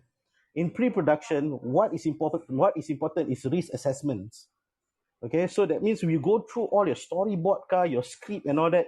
We boil it down to the risk. Where there are things that we do on set that might be risky, and that will be presented to the producer, to the production manager, and we discuss about it. So that's the first stage. And then the second stage is the mechanism that we do day to day, the practices that we do day to day on production time, and how we exit after that. The exit part is mostly between the PPP officers and FINAS only. That's all. As for the SPP khas, okay, this one also talking about SPP. They were candidates who asked, if we apply for SPP khas, do we still need to apply for SPP or not? So based on what Puan Rosilawati said, okay, Puan Rosilawati was the one who jalankan the taklimat. She said yes. She said you have to apply for SPP and you have to apply for SPP khas juga. She did mention that. Why? I'm Isn't not that sure double? why. Yes, exactly. It's the same thing, right? Exactly. We did ask that as well. So why do we need to apply both? So I that think was, it's a misinformation, like Edmond. yeah. We So definitely need to engage with them again to yeah, clarify, please because it's read. a misinformation. Correct. Because why this? Because just now as you were talking, you guys were mentioning about SPP cars. That got me a bit concerned. Because in the last taklimat, she mentioned about applying both. Because the basis of SPP is still valid. You know, just because you got SPP cars doesn't mean that you don't have to apply for SPP. So that's one thing we need to check. Second, Yeah. They got enough manpower to go and check through honestly, both. Kazu, no, they do not have, because I've been contacting them So- on a day-to-day basis. I've been annoying them also. Okay, I have another question. I mean, for me, it's like if I were to start a Yes, ma'am. production, whoever starts off on the Yes, ma'am. production, they would need to get the test done, the swab test done prior to the start of Yes, ma'am. prep, Yes, ma'am. correct? So which means throughout my prep as well, whoever's involved in the prep, they would also need to do their Correct. tests, every 3 days, because obviously we all go home Correct. to our own homes and Correct. whatnot. But the emphasis has always been that the 3 days before Correct. shoot, what happens if somebody contracts something during Correct. prep? I don't think anybody's put an emphasis that this one is basically completely up to your integrity, up to the PPP officer's call, whereby you must see which crew comes in first. So we call this stagger. We call it stagger swab test. Okay, stagger swab test is looking at crews that come in first. For example, art department has to go in first, or location. You normally engage location manager first. But the location manager doesn't come to office that much. You have to do also a lot of meeting etiquettes that you have to comply to, whereby you do a lot of things digitally, online. And then, but those who access location, for example, like art department, who goes there, does dressing and all that, they need to get swab test first. But okay, the but thing in is, between they have to do swab test again, because by comply 3 days before they kena buat sekali lagi. So they have to do double swab dalam hal ni. betul lah. Yeah. But the thing is, I think, in the long form, people are not doing it. I don't think, because I think they only put the emphasis on having the swab test done the 3 days before the shoot. Everybody forgets that, at some point you're going to meet up during prep. You've got your read-through sessions, you've got your discussions and whatnot. And I think the swab test needs to start from there. Correct. And then, be done intermittently, whether it's every 3 days or whatever. Correct. Yeah. So that's right. I think it boils down completely to the production integrity, how they want to do it, how safe they want to be at the end of the day. And it's flexible, but it's not so friendly. It will be a bit taxing, to be honest.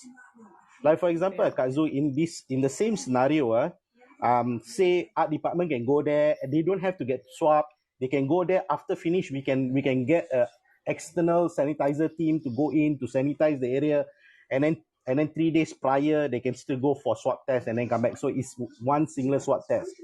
There's a lot of ways of doing this. So dia kena tengok the complexity of that whole thing lah. Kalau 2-3 orang pergi, is safe. Kalau 5-6 orang yang besar lagi tu, then we need to think differently. So it's very subjective. Also in the same time, I would like to ask Mr. Fabian about this. I just had the question. Okay, tak apa. Last time, sorry, Mr. Fabian, Fabian, we were told that FINAS will be, I'm not sure how far this is true, but FINAS will be giving 5,000 ringgit to every production for swab test support. Is that correct? I don't think it's going to be given out at this point of time. This was something they applied during MCO 1.0, and it was given out specifically to appointed clinics. This round, there has been no, they're definitely not giving out anything as far as I know. Copy that. So yeah, Edmond, that's all from me. Thank you very much for your very, very detailed summary and points. Sorry, I forgot that we have our penjuri majlis, Abang Bront Palare. If sebab dah invite tapi tak cakap. Abang Bront, are you there? Abang Bront? Yes. Any thoughts? Any apa-apa comments, whatever? Handsome suara. Hai Kak, hai semua. Assalamualaikum. Salam. Nak tengah struggle dengan anak tengah pujuk bagi teman tidur. Okey, saya rasa semua ni tersepit antara kita risau, kita keliru juga, and then benda ni solutionnya datang macam uniform kan, dan semua orang risauan dan kekeliruan tu valid aja sebab dia tak serve specific needs. Maksudnya kita masing-masing kerja dalam komponen masing-masing ada keperluan, ada nature of shoot yang berbeza, dan each of the component akan bising tentang apa yang tak fit. Dan saya rasa mungkin itu yang problemnya dari sudut komunikasi. Kita ada meeting beberapa kali pun, at some point, saya rasa benda ni dekat negara jiran semua, diorang dah settle lah, diorang dah tak borak saya SOP lah. Because I think collectively, diorang aware yang everybody have to find middle ground. And collectively they are responsible. They are responsible over the safety of the crew, because we work as a family and we want the safety of everyone. Tapi ketirisan tu wujud bila ada karakter-karakter yang kurang responsible contohnya. Dan bila kita cakap responsible ni covers daripada broadcasters sampai ke producers. Macam bila orang kata kita tak boleh ada assistant PM atau PM jadi pegawai. It's kind of true. But kat luar semua rasanya di luar Malaysia semua memang guna paramedic. Ada saya pernah shoot yang memang ada pegawai health yang seminggu sekali dia orang rotate the crew untuk pergi jumpa kalau ada mental stress. So it's actually collectively we are trying to be responsible over our community. Maksudnya responsible over the safety, responsible over the delivery. But right now it seems like we are having problem, but it's not a crisis. If it's a crisis, we have to approach it differently. Maksudnya everyone, pemerintah, agency. So agency cuba nak function dalam limitasi diorang. And then side producer pun cuba function, but producer pula kita terbahagi kan. Nature kita berbeza-beza. Iklan 1 hari 2 hari. With view, Kak Zu dalam sempit-sempit dia nasib baik view nak absorb the cost. Orang yang deliver pada RTM akan terikat dan tersekat dengan benda lain. Maksudnya at normal rate pun diorang dah nak cover margin pun susah. Betul. At extra level pun pening. Maksudnya kalau cerita sini berlakon sehari, maksudnya macam mana ni next day aku ni. Sebab banyak extra yang cover by day dekat set sini 1 hari 2 hari je. I think that is the most concerning is how we approach this problem, because it's a problem yang bukan kita je yang hadap kan. There are 100 over countries that are facing the same problem, and what made them different from us is how they approach the problem. And us stuck at SOP new conversation after 18 months of the pandemic is I think tells a totally different story and different reality about our ecosystem juga lah. Baik. Thank you very much for the input, Abang Bront. And I think that's also wraps up kita punya official punya points lah. So now we are opening the floor. Siapa ada soalan ke apa, boleh angkat tangan. Then we'll bring you up. If not, you can message me. There's a small like pepper rocket icon on your phone. You can do that to message me. The other thing is that I have a question for maybe Fabian or Edmond can answer. Production kecil yang tak ada lesen finas dan produce digital content je macam mana? Macam mana nak apply SPP sebab tak cukup dokumen? If you follow the process now, if you're not licensed, you cannot operate lah. Okay, but that also brings me to what about YouTuber? What about wedding videographers? Because I mean, they are a small niche filmmaking juga lah in a way. But do we consider that as a hobby ke apa? Not really. It's an official business. It's just that I think it's a conversation that Finas has been trying to have, but they haven't found a sort of a solution yet. The plan is at some point is to enable everyone to be licensed. At some point last year, the conversation was to have a tier system of entry level for the licensing, but I'm not sure when they're going to implement that. The intention is not to constrict everyone. I think the intention is to create a fair, level playing ground. When YouTubers immediately they bising when they heard they have to. Of course, I mean, yeah. I mean, but if you want to be fair, if you are doing branded content that is advertising and you're being paid by a client, then the question that we have as industry players, why do I need to be licensed and you not? Correct. And if you say that your startup capital cannot touch 50,000, I think then you better submit your taxes lah, and then we'll see auditing. You ada ke client don't pay you 50k? So it's a very large conversation. I'm sure there are people going to jump off the cliffs and yell, why do we all need to be governed? It's either we relook at option A, everyone get licensed, or option B is we review the license requirements and bring down so that everyone is able to fair play. But your question is, those who are actually not licensed, by right, they need to start talking to Finas and seeing how can they group together and get licensed. Then it's a work in progress. There's no actual solution. Okay, I have a additional supplementary question to that is that in that case, how does set build workshops, prop workshops operate because they don't have a Finas license? Because there's no section in Finas for props, art department, and set build workshop.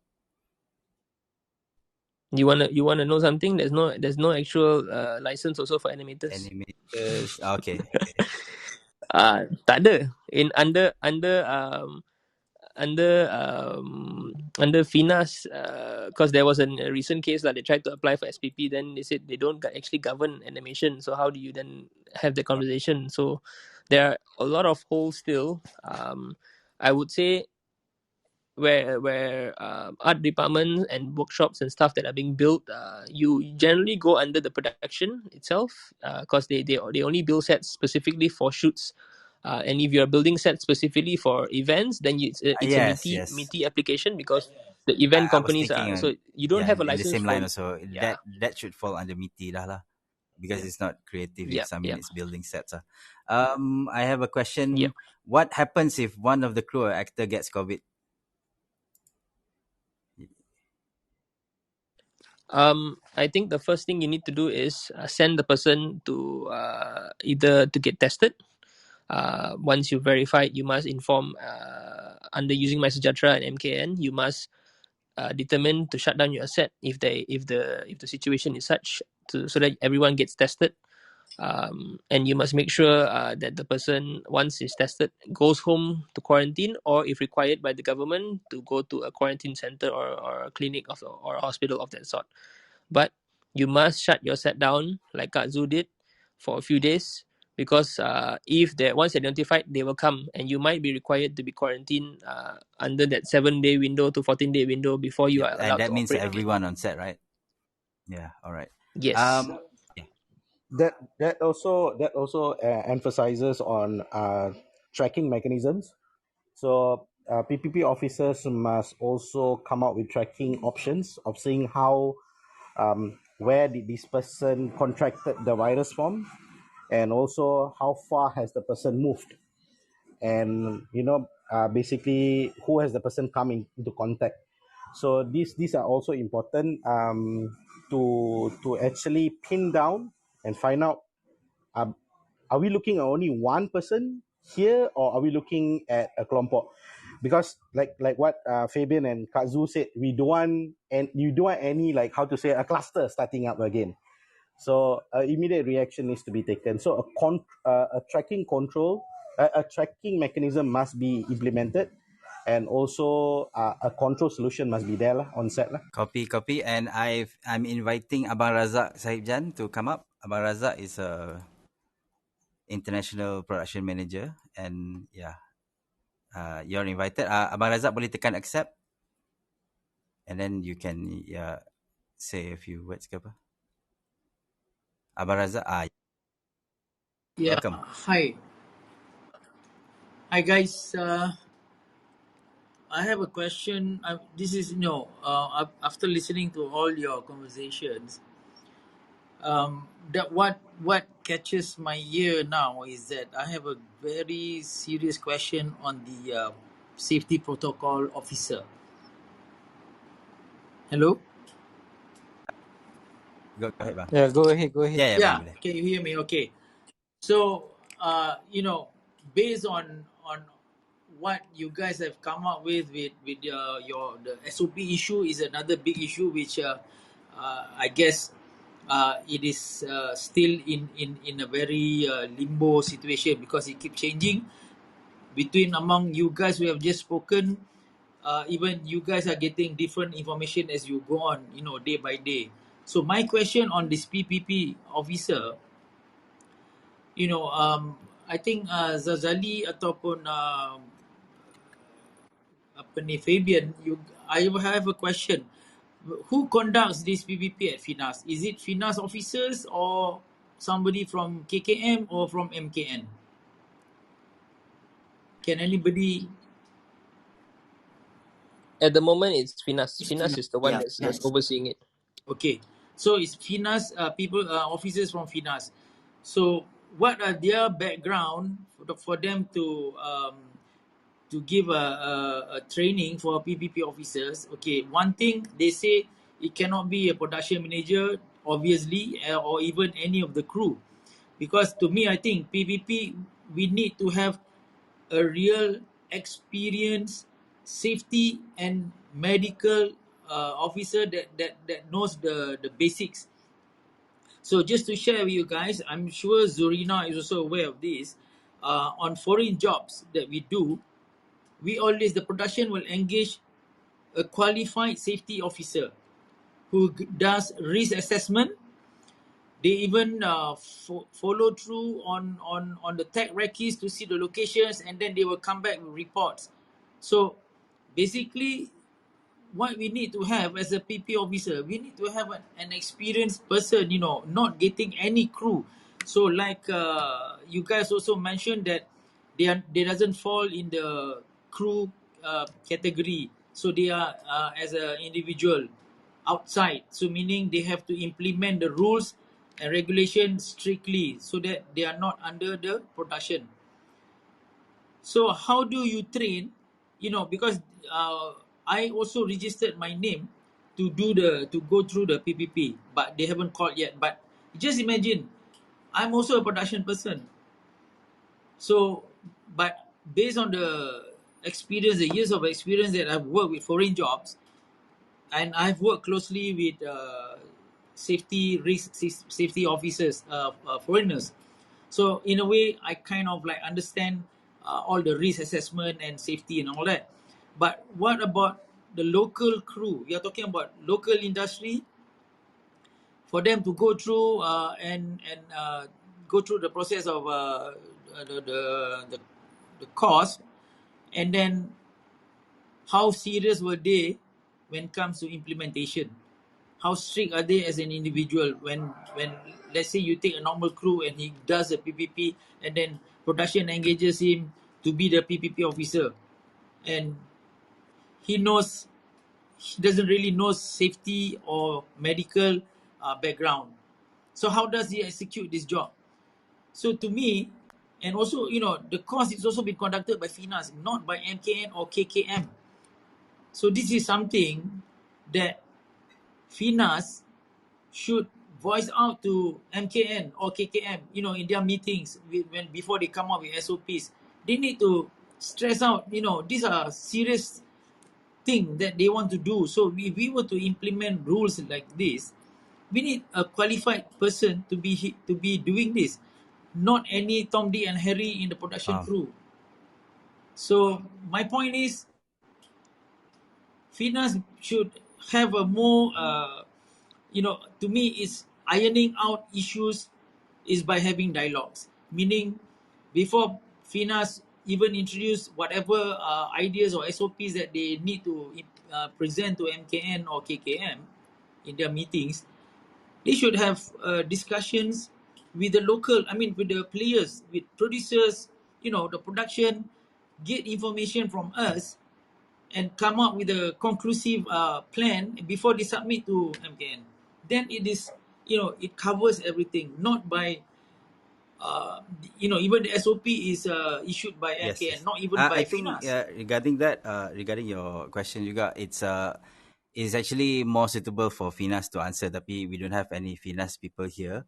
Maybe Edmond and Zalee would chime in. And then on the second part juga, in terms of communication with the industry players, as far as I know, they do communicate with the associations involved.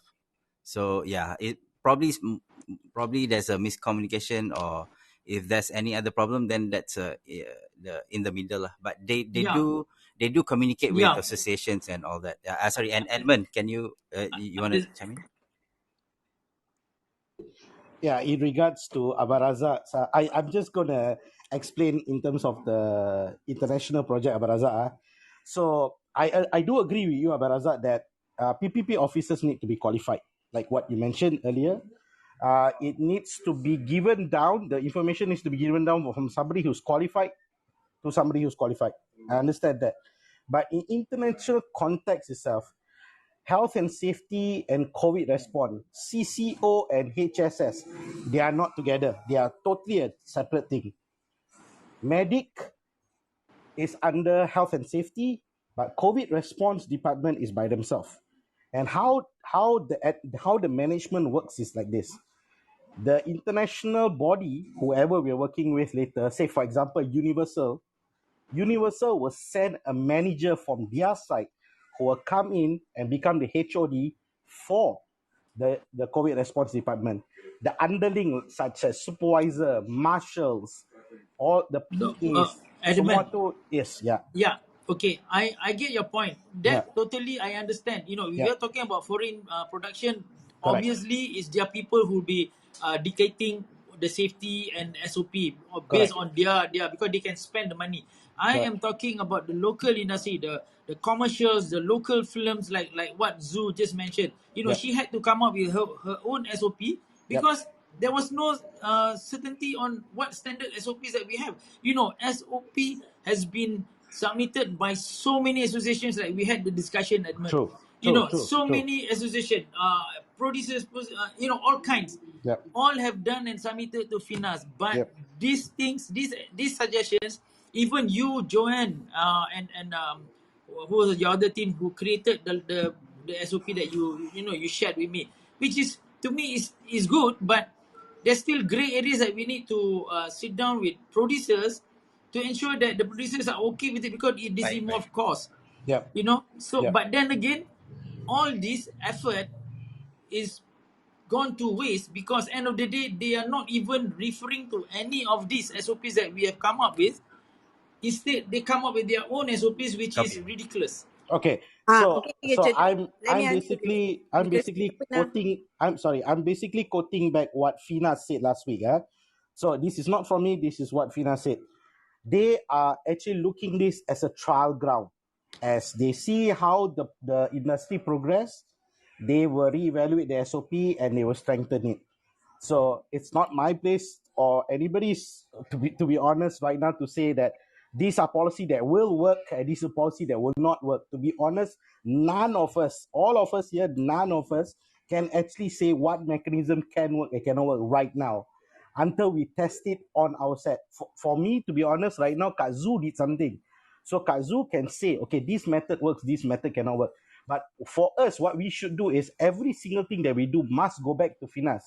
But the problem is that how Finas responds back, that's the big question. Because Abaraza, you know, I know, everybody here knows that when we give something to the authority, from their side, it's difficult for us to get any feedback. That's where we getting sangkut, you know. So engagement must be two-way. In this case, we are talking to the dinding, to be honest. I'm sorry, I don't mean to be negative, but it is what it is.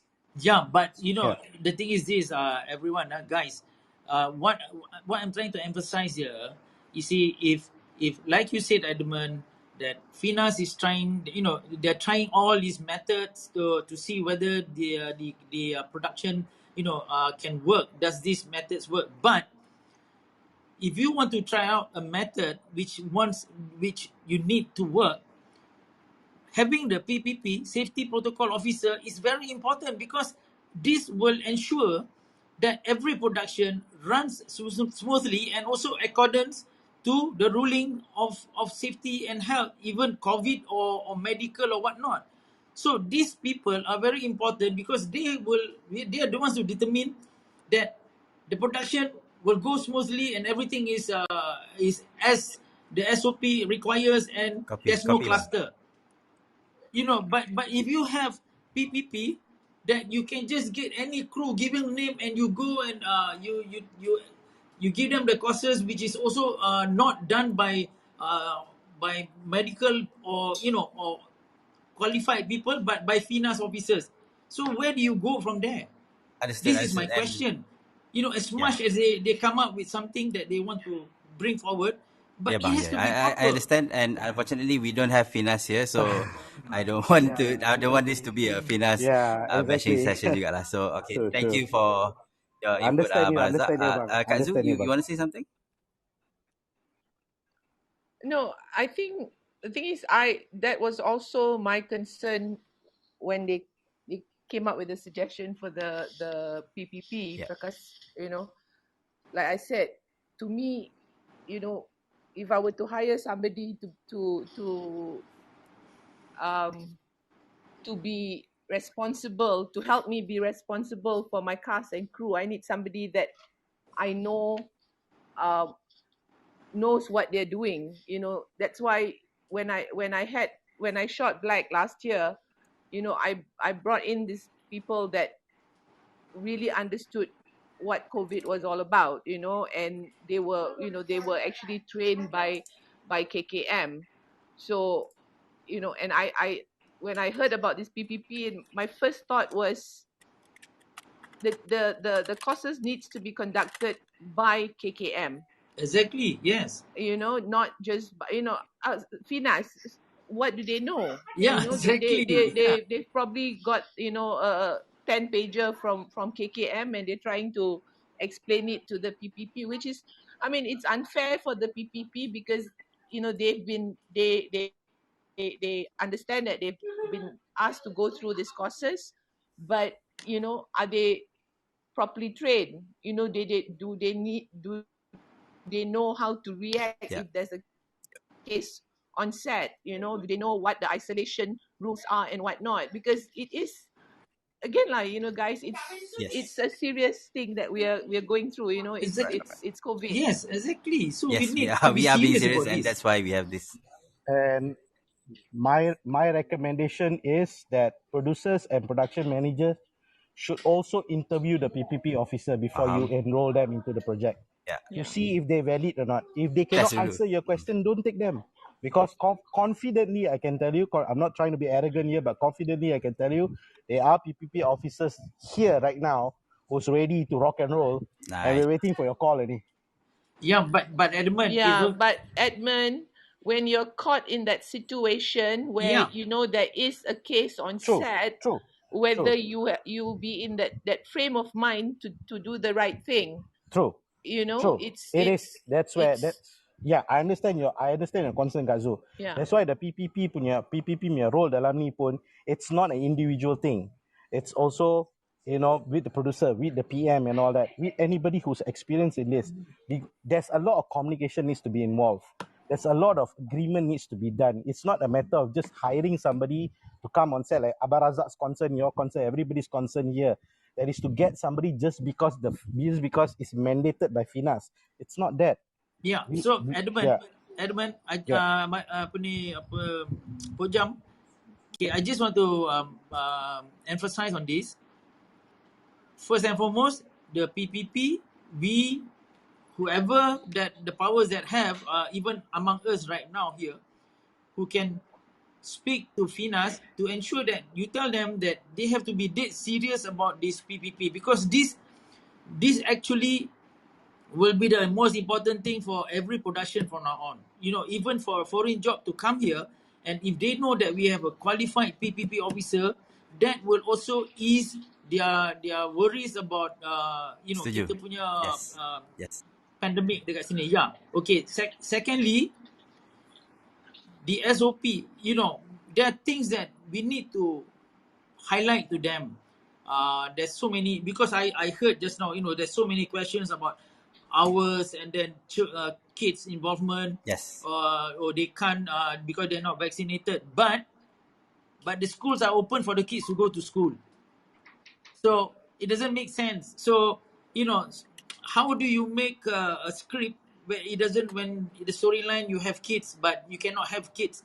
You have to write, like Johan said, to create the script so that it fits the current situation and environment. So, there's so many things. But before anything, to me, we should emphasize on the PPP and make it really seriously a qualified person, not any Tom, Dick and Harry Copy, bang. who is in the Alright. production Okay. line. I have a back channel message. This happened before the SOP was released. We had a shoot. This was before, so there was a COVID case on set, but there were no contact tracing done. So yeah, this is, I think. I mean, how do we do as a crew after in this case, right? I mean, do we report this or how? I mean, you guys, yeah. Yeah, I think the most sensible thing to do is you need to flag it lah. I think that's why we are all part of a system. I think we all need to flag it, and if we keep quiet and we don't bring it up, remember Yeah. you're playing with lives. And we cannot be takut anymore. Producer tak hire ke tak hire, no hire. If the person is going to be irresponsible on set, you're not just endangering the lives of the people around you, but you're also endangering the Alright. industry. Totally Okay. agree with you. Do Totally we have agree. any other questions? Siapa nak tanya? Anyone else? If not, then I'm gonna end this session. Thank you so much for being here. And of course, this session is being recorded. I will end for for everyone yang speaking about Finas. I will send this to Finas. So yeah. Yes, Yeah, please do. and yeah, I think the important thing is that we first of all, we just want to work. Second of all, we Yeah, know how to exactly. properly regulate ourselves, and third of all, yeah, let's just work lah, basically. So if there's no more question, okay. Anyone else want to add anything? Tak ada. I don't know. I mean, on my end, I think Yes. better concentrate on Correct. the PPP. Correct. Make sure that they are qualified Yeah. people. It's very important, Yeah. I think just a final word. I know we've been out of work for a while. And I think we should also not try to be negative in terms of our approach. We don't always bash the government associations or bash the people who are in the front, because we don't understand the machine that we're dealing with. It's very large. I agree. They are trying to help us. They are trying to kind of work with us, And I think as long as we keep the communication open, it is a very long road. It's very slow. There's never going to be a perfect system. We are far behind a lot of countries, and it's something that we are all aware. But I think it is very good to keep that communication open. If you have a question and you're unable to get to them, that's why we have a network of people that we talk to. You know, if you need to engage with me or Pojam or anyone who has access to Finas, then set a time or a precedence to kind of move forward and write in official letters to Finas. They may not always respond to you, or they may respond to you. You never know. But it's always a conversation, and it's something that's going to be progressive lah. It's not a dead end. It's not final. The SOPs may not be something we like. The protocols are not something we love. It may not be good for our production. It may be a bit difficult for us to kind of function lah, as in shoot, it's really is what it is. But I do see the positivity in the next few phases, because once you move to phase 3, phase 4, once things start to move in motion and they see that our industry, there is no threat in terms Yeah. of COVID-19, we can slowly start to argue. We can slowly start to make our case and say, ease our industry. Let us go back to work like we were before, and really let us enable us so that we can function the way we should be functioning. As long as you give us clear guidelines that doesn't stifle us, but clear guidelines that enable us to kind of function. I do see us going back that way, provided there are no new variants lah. That one we cannot control lah, but There yeah, will always be new variants. yeah. All right. Kak Zu, True, any true, last true. words? Yeah. No, just stay safe. Keep social distancing. Put on Joanne? your mask. Okay. Thank you, Kak Zu. Sanitize. Joanne? Same. Everyone we just need to shoot safely, and Yeah. hopefully we'll find a way lah to All right. actually. Abang Isazaly, who is surprisingly still here, walaupun tak cukup tidur, respect you lah. Okay. Sorry, yeah. I'm still groggy, but anyway, yeah, thanks everybody. I know we want to try to make it happen. Everybody's trying to work hard to work this together out. I do agree to everyone. Everyone's have contributed somehow or another. Hopefully, Finas will hear our voice and try to make this better for us to start work safely. That's about Awan, it. kalau tiba-tiba nak bersuara? Tak ada Awan, thank you so much for Tak helping ada. me So far, so promote good. this channel. And yes, this I think is okay for me, but it would be perfect if Finas is here lah. But unfortunately, we don't have them. I invited them last week. I sent an email to the CEO.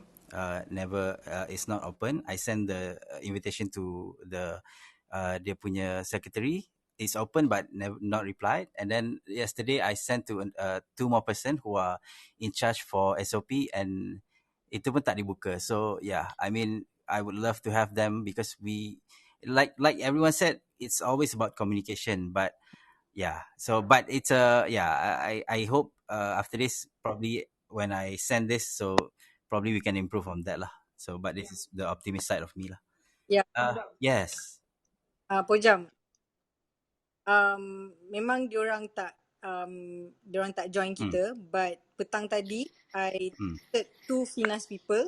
I told them that we are having this tonight. I invited them, so they just give me a thumbs up. Kira basically Finas are aware. I mean, some people in Finas, they are aware we are conducting this. So nanti kita just forward them lah the recorded link so that they know what's happening. Yeah, I think that's about it. Thank you very much everyone. I think we peak at 100 plus today.